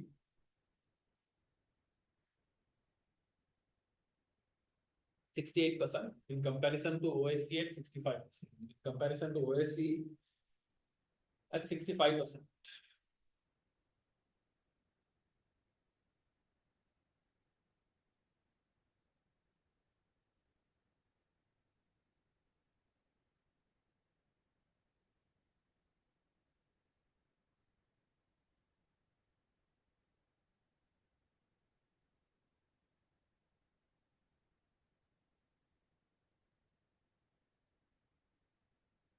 Okay. Right. Then you move to financial performance.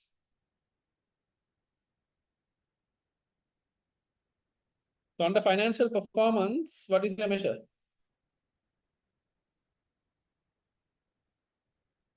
Maybe GP margin?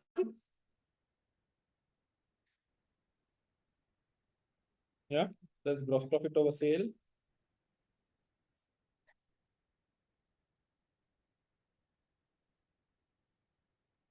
You can find for MSc and OSC. So MSc I think looks like almost 50%, no? 304,200 divided by 76500, but lower than OSC, I think. No, OSC is higher. 328 146 divided by 890 365.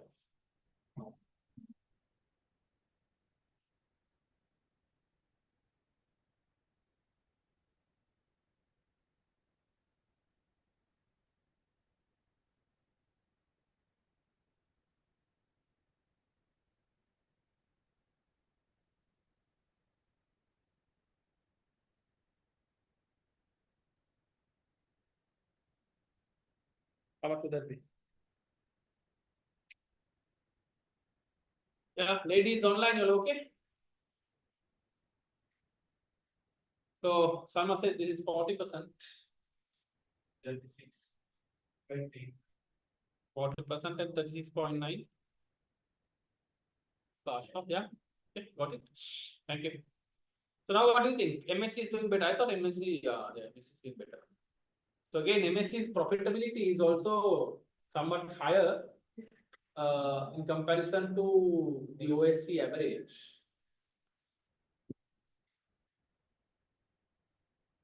But can you tell them why though?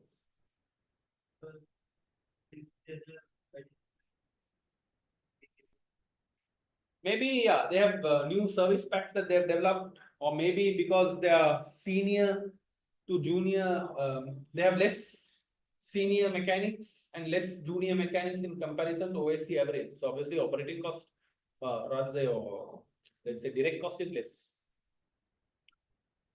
Okay, so we can say those 2 points. I think, yeah, those two are good enough. So one you can say is maybe due to the number of service packs they have developed, or number two, the number of mechanics that they have in total are significantly lesser than, not significantly, are lesser than the OSC average. You can say both of those.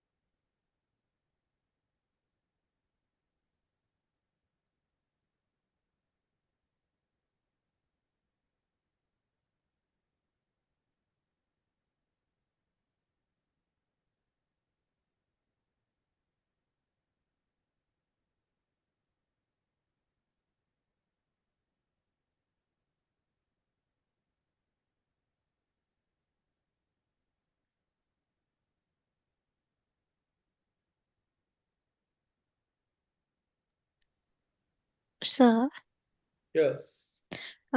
you know for quality, Mhm. if we take the mechanics, Quality we didn't take mechanics, right? You want to consider mechanics? That's what you say?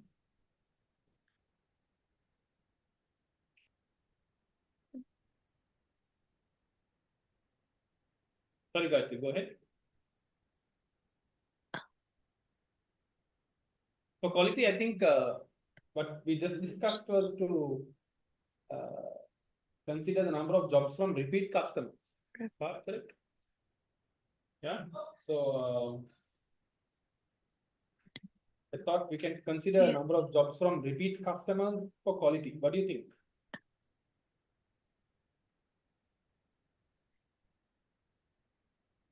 oh, okay. So You can also consider the percentage of customer feedbacks showing 9 and 10. That was okay. so the number of sorry, excuse me. The number of mechanics. So there could be resource utilization, Gayatri. Okay. Okay. Yeah, because we need something for resource utilization as well. Here, Okay. your resource is most likely to be the mechanics, right? Yeah. Yeah. Okay, so let's go to the next point then. Quality.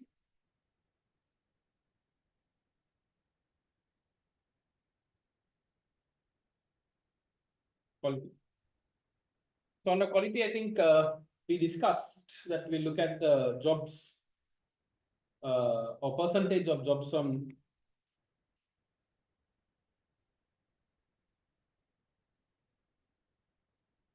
repeat customers.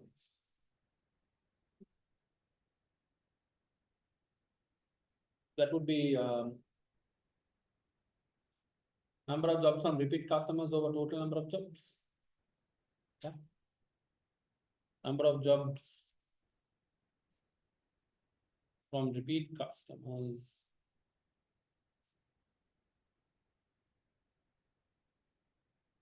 The total number of jobs.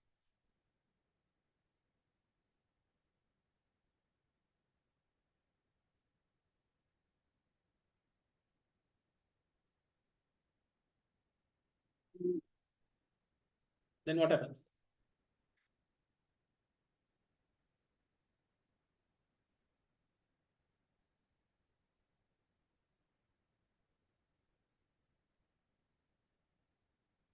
So look at MSc. You have 1,500 over 9,506. And then OSC, you have 1,660 divided by 11,870. But obviously it's going to be higher for MSc, no?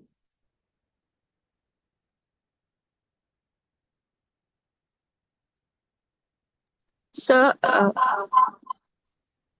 Yes. for quality of service, Yeah. can we also use percentage of customer feedback forms showing score of 9 or 10? Yeah, you can. Exactly what Fad also raised here. So yes, we can use it. That's another thing. But what I was thinking was, yeah, that can be one. But if you look at you having a repetitive customer, the reason I picked this, I'm saying that a repetitive customer would mean that you're definitely doing a quality service. That's why I picked this. But yes, we can pick the other one as well. No harm.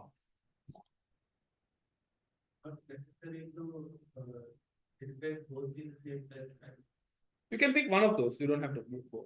Yeah.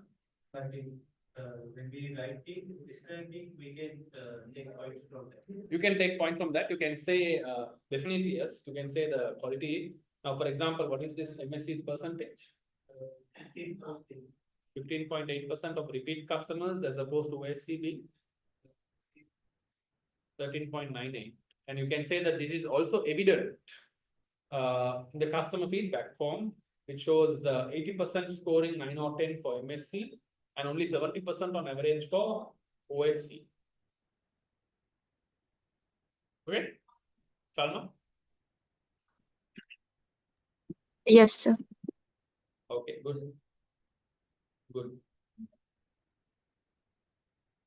You can learn auditor. I don't know if the online students can hear Fazil sir shouting on that side. Good, you can't. Okay. Right. What's the next one? Quality done, and then we have flexibility.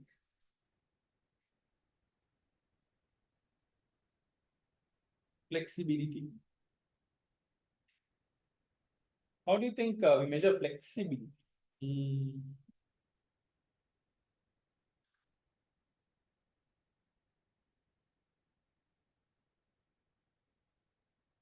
Ideally time, no? Time spent completing jobs. Jobs, probably, yeah. So time spent per job.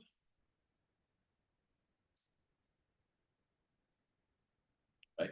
Time spent per job, maybe total time.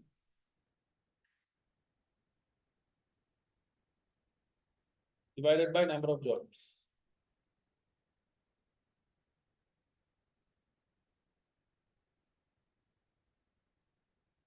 So what is that then? MSc 23,100 divided by 9,506. Then OSC 24,800 divided by 7,860. Okay, how much do we get here? Yeah, how many of you have booked the exams? Only you booked? Ashwa booked exams? Azra, Gayatri, and Salma, have you booked your exams? Okay, good.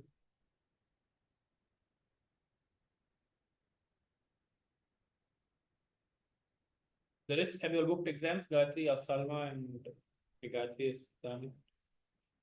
Salma and Azra?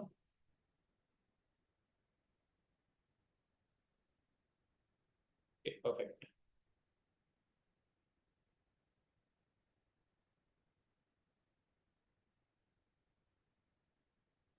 You'll have to pass, huh?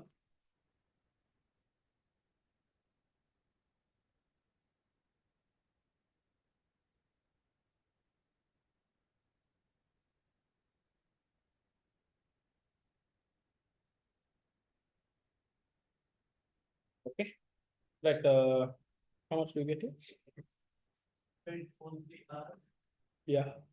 and 2.09 hours. So in terms of flexibility, I think OSC is better, no? Yeah, they have easily made a, you know, That's OSC. basic.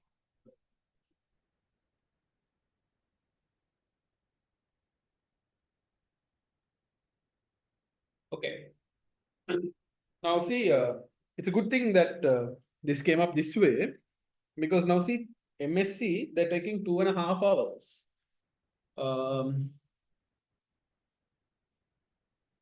For a service as opposed to OSC taking 2 hours.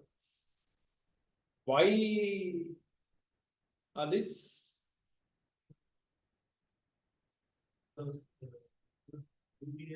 Maybe number of juniors is higher for MSc than OSC average. No? Also, the new service package, yeah. Maybe they are doing more new service packages.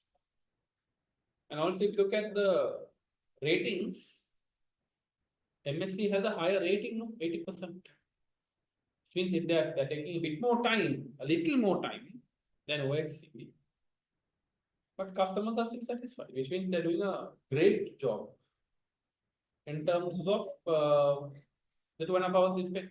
Yeah. Still satisfied. Okay, so we'll write that down.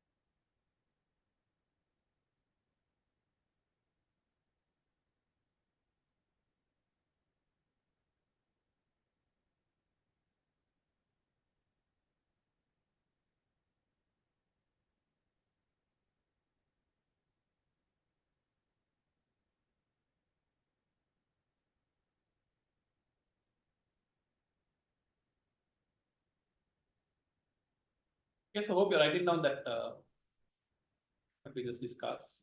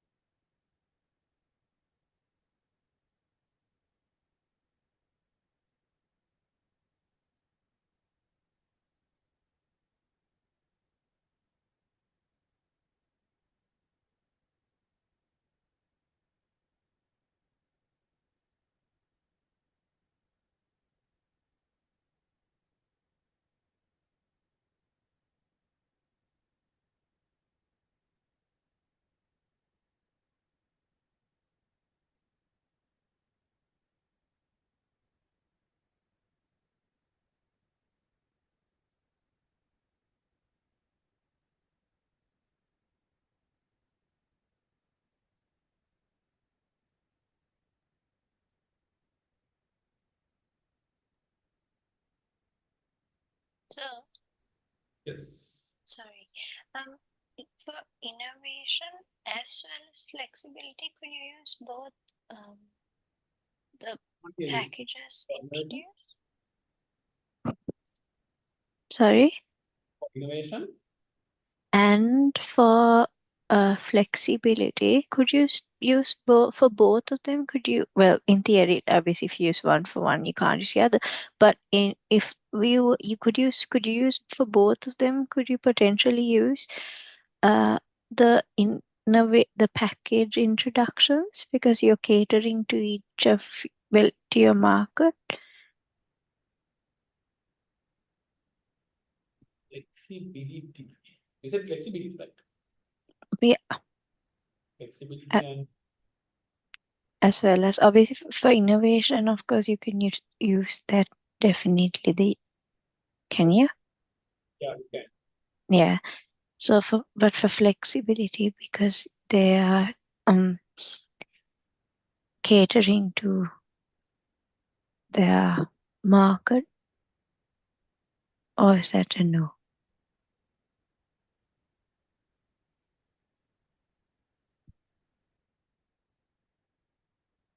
Question.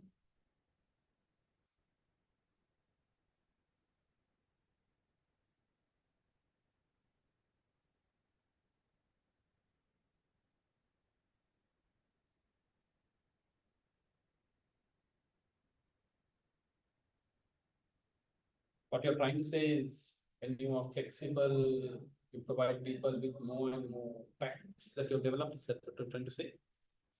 Yeah, in a roundabout way. Yeah.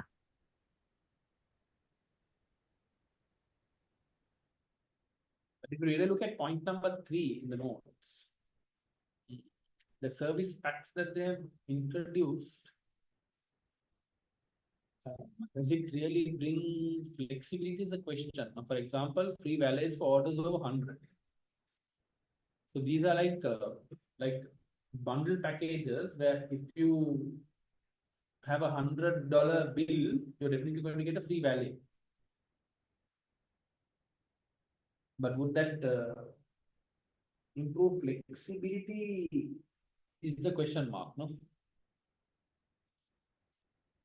Because flexibility is how you can move from one point to the next point. Correct? Yeah. Okay. So I wouldn't consider the packs to be part of flexibility because These packs are basically saying, okay, if the customer has spent X amount, then you get something in return. More like a bundle. Yeah. Yeah, okay. Yeah. But good question. In terms of resource utilization, what did we discuss? We said, I think we'll have to look at how much we've utilized our mechanics. So maybe you can look at sales per mechanic or maybe jobs per mechanic, whatever. Right? Maybe sales per mechanic or jobs per mechanic.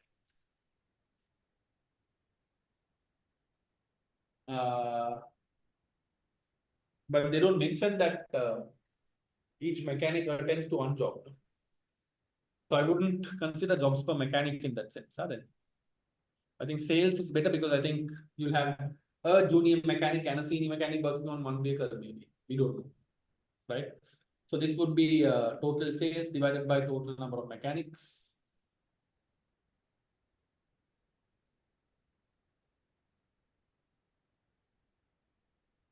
Okay.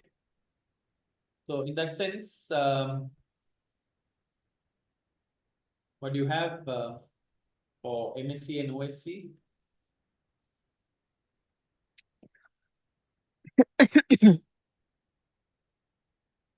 MSc would be at total sales 760,500 divided by total number of people, 7 plus 5, which is 12. Then you have OSC, which is at 893,665 divided by 7.8 plus 5.2, that is 12 plus 13. Yeah, how much do you have?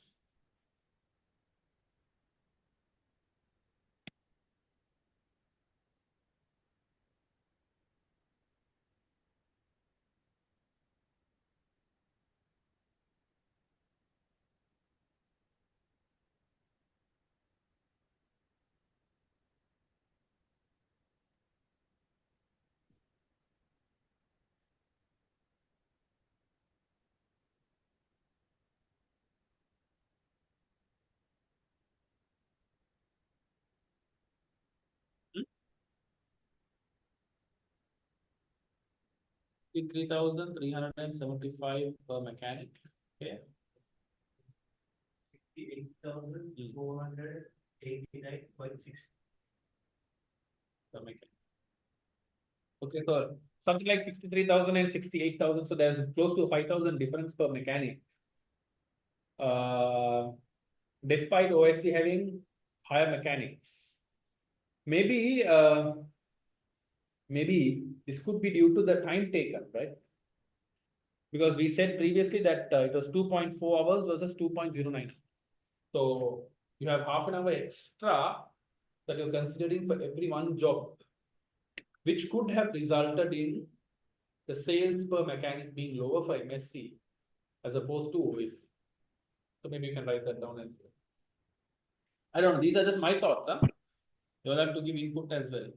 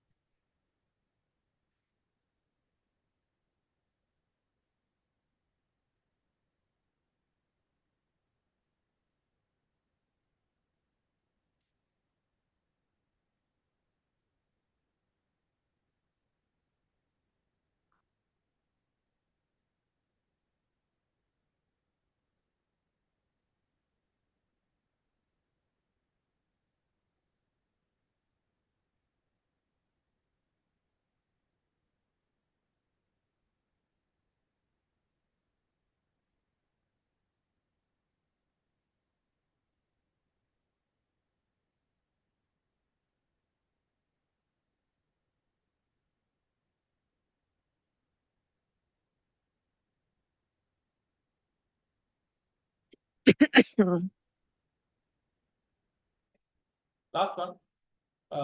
Last one. Innovation. So innovation, I think we discussed this over and over again.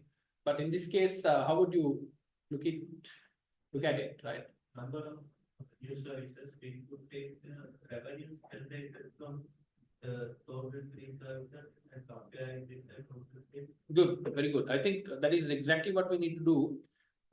We need to consider the revenue from new service packs.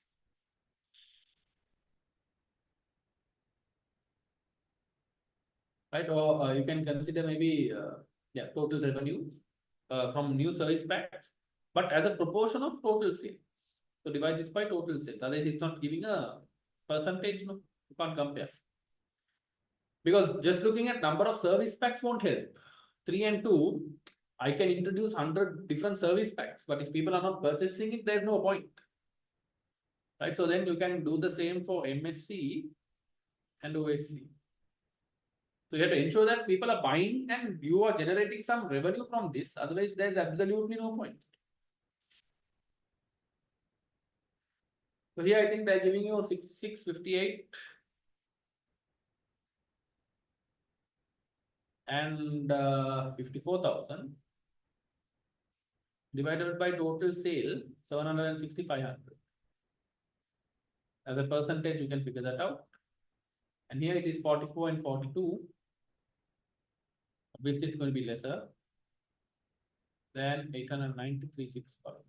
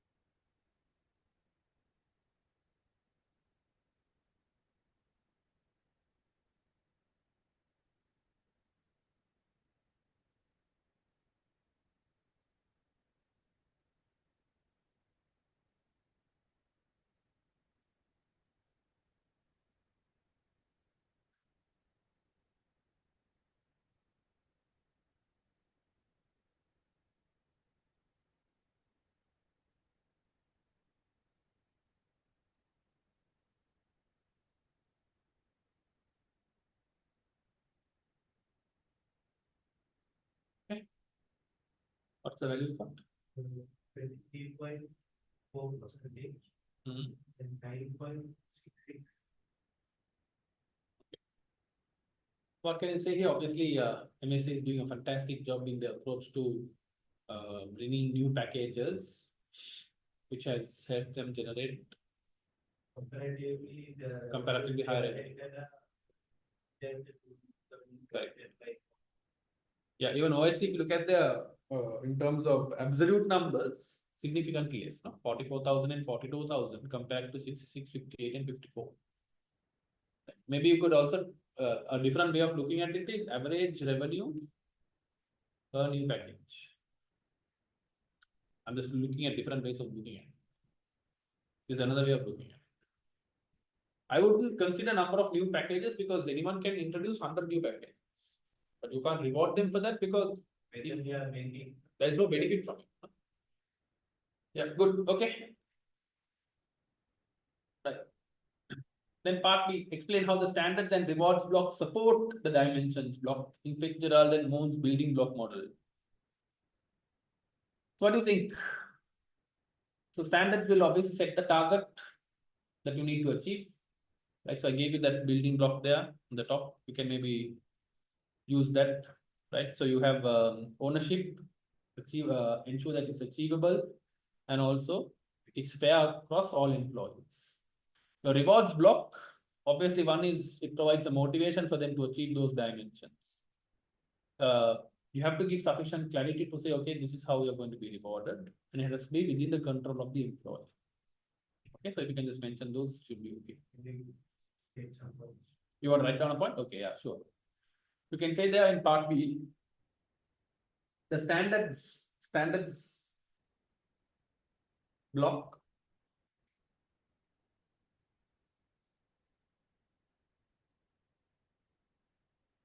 is the target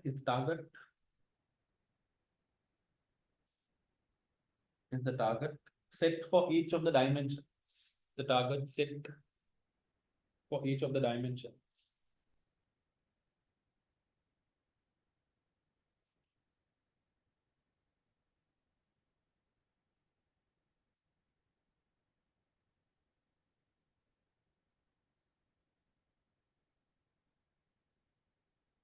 Also, can say the standards have three aspects to it.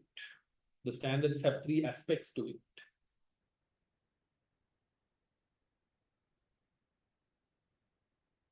Which are the ownership to the standard,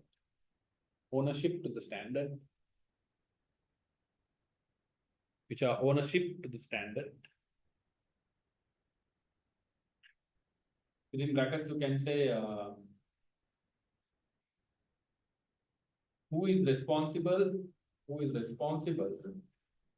for achieving the standard.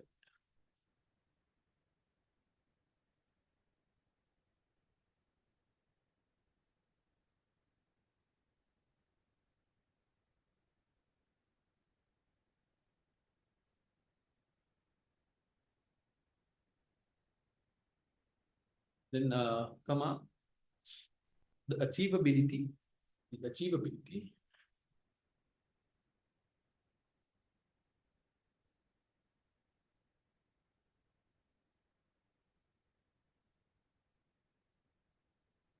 brackets you can say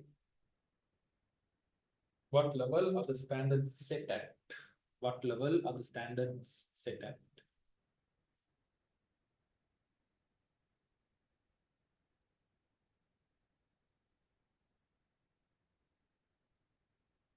And close brackets and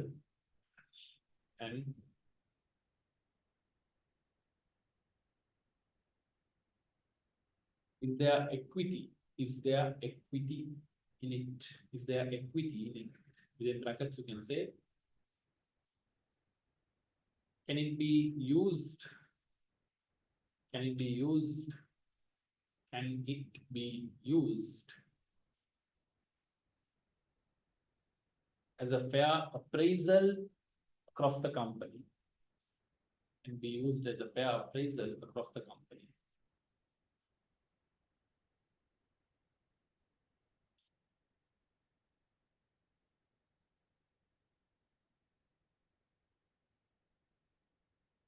The next line you can say the rewards block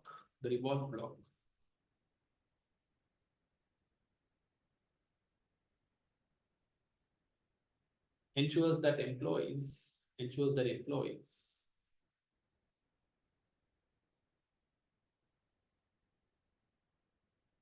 are motivated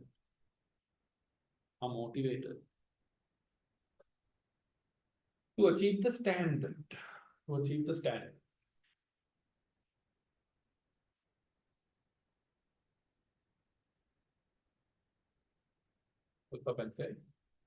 This looks at three aspects, which are This looks at three aspects, which are clarity.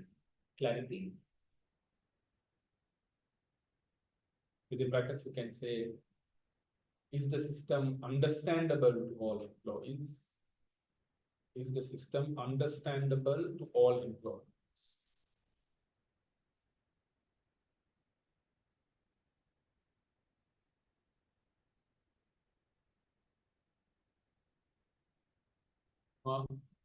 Motivation.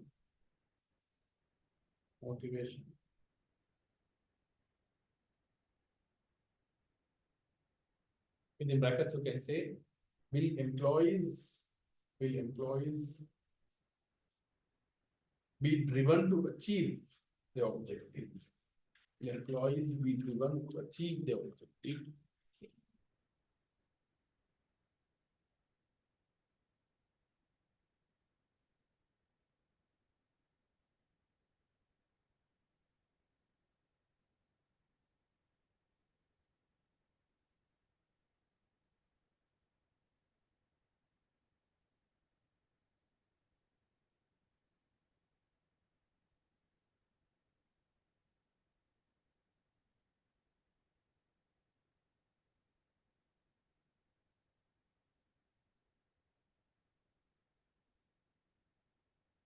And controllability.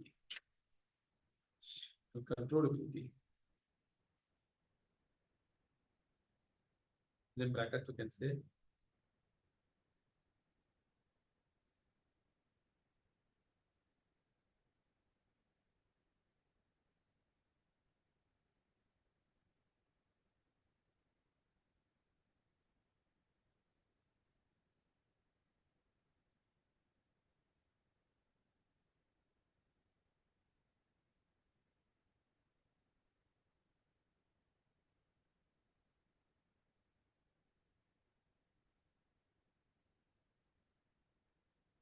do employees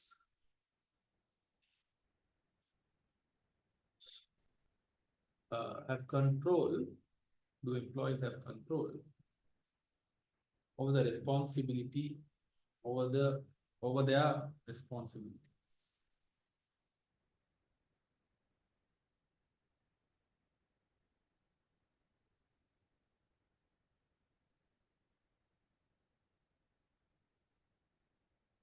Conclude, you can say, next line. If standards and rewards are set correctly, it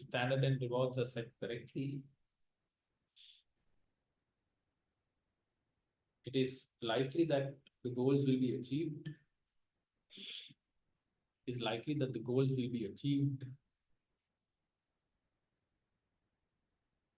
Leading to achievement of dimensions.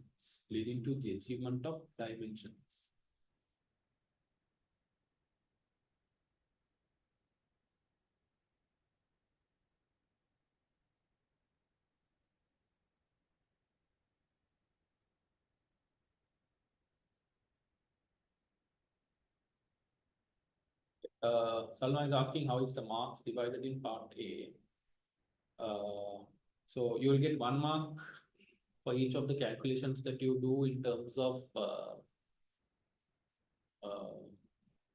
what do you say? Each dimension, 1 mark for each dimension, so that would give you 6 marks. You would get roughly half a mark. So 6.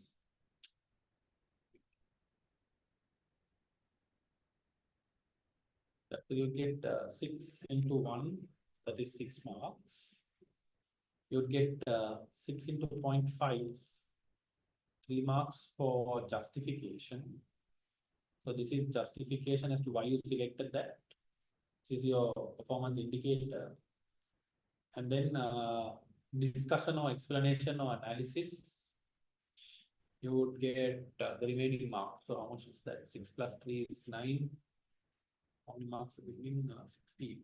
So you will get around 7 marks for this, which is basically 6 into 1, maybe plus another 1.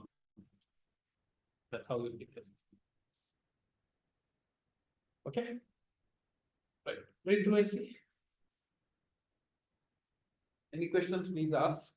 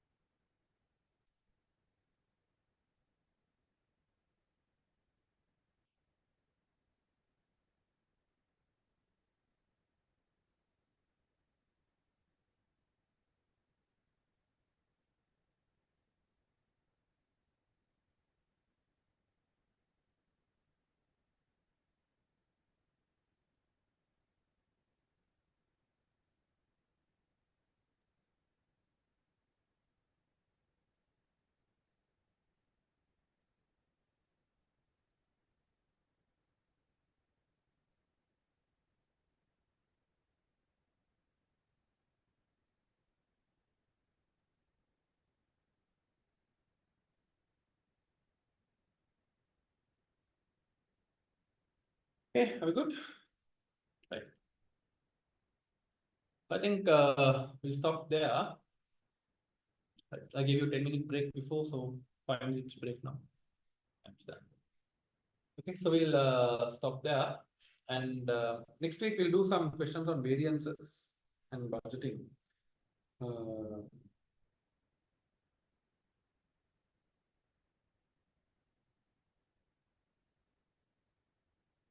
Okay. You're okay? Ashwa, Azra, and Gayatri, Salma, okay? No problems?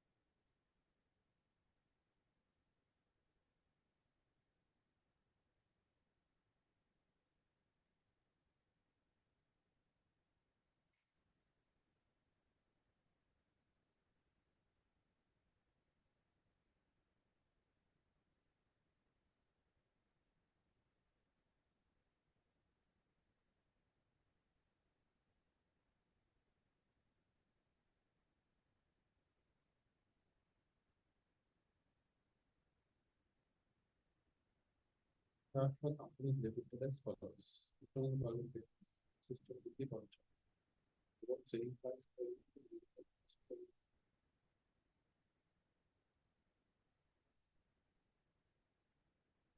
price per function.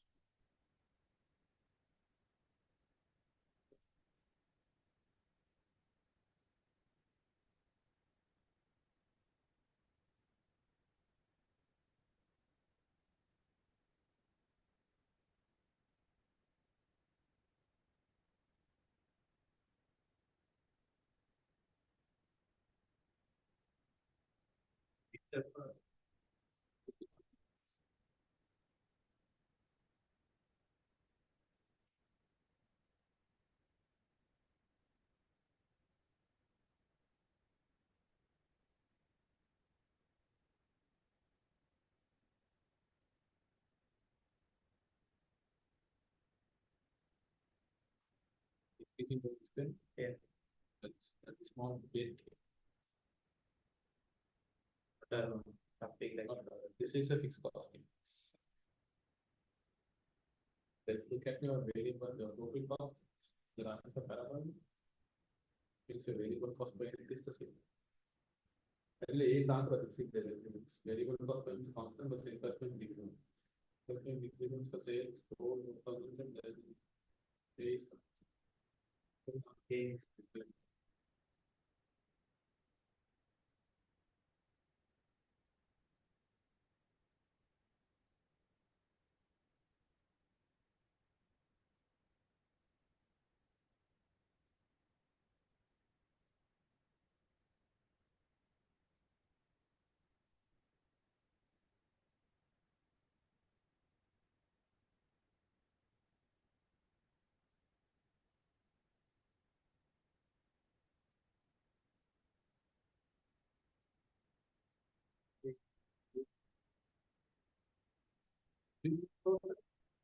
Yeah.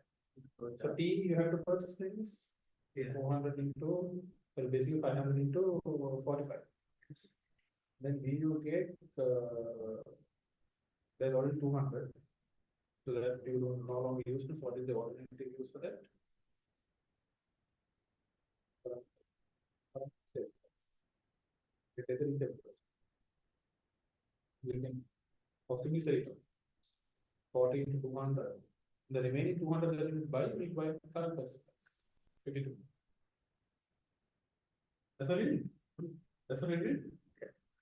What's the problem then? Clarification.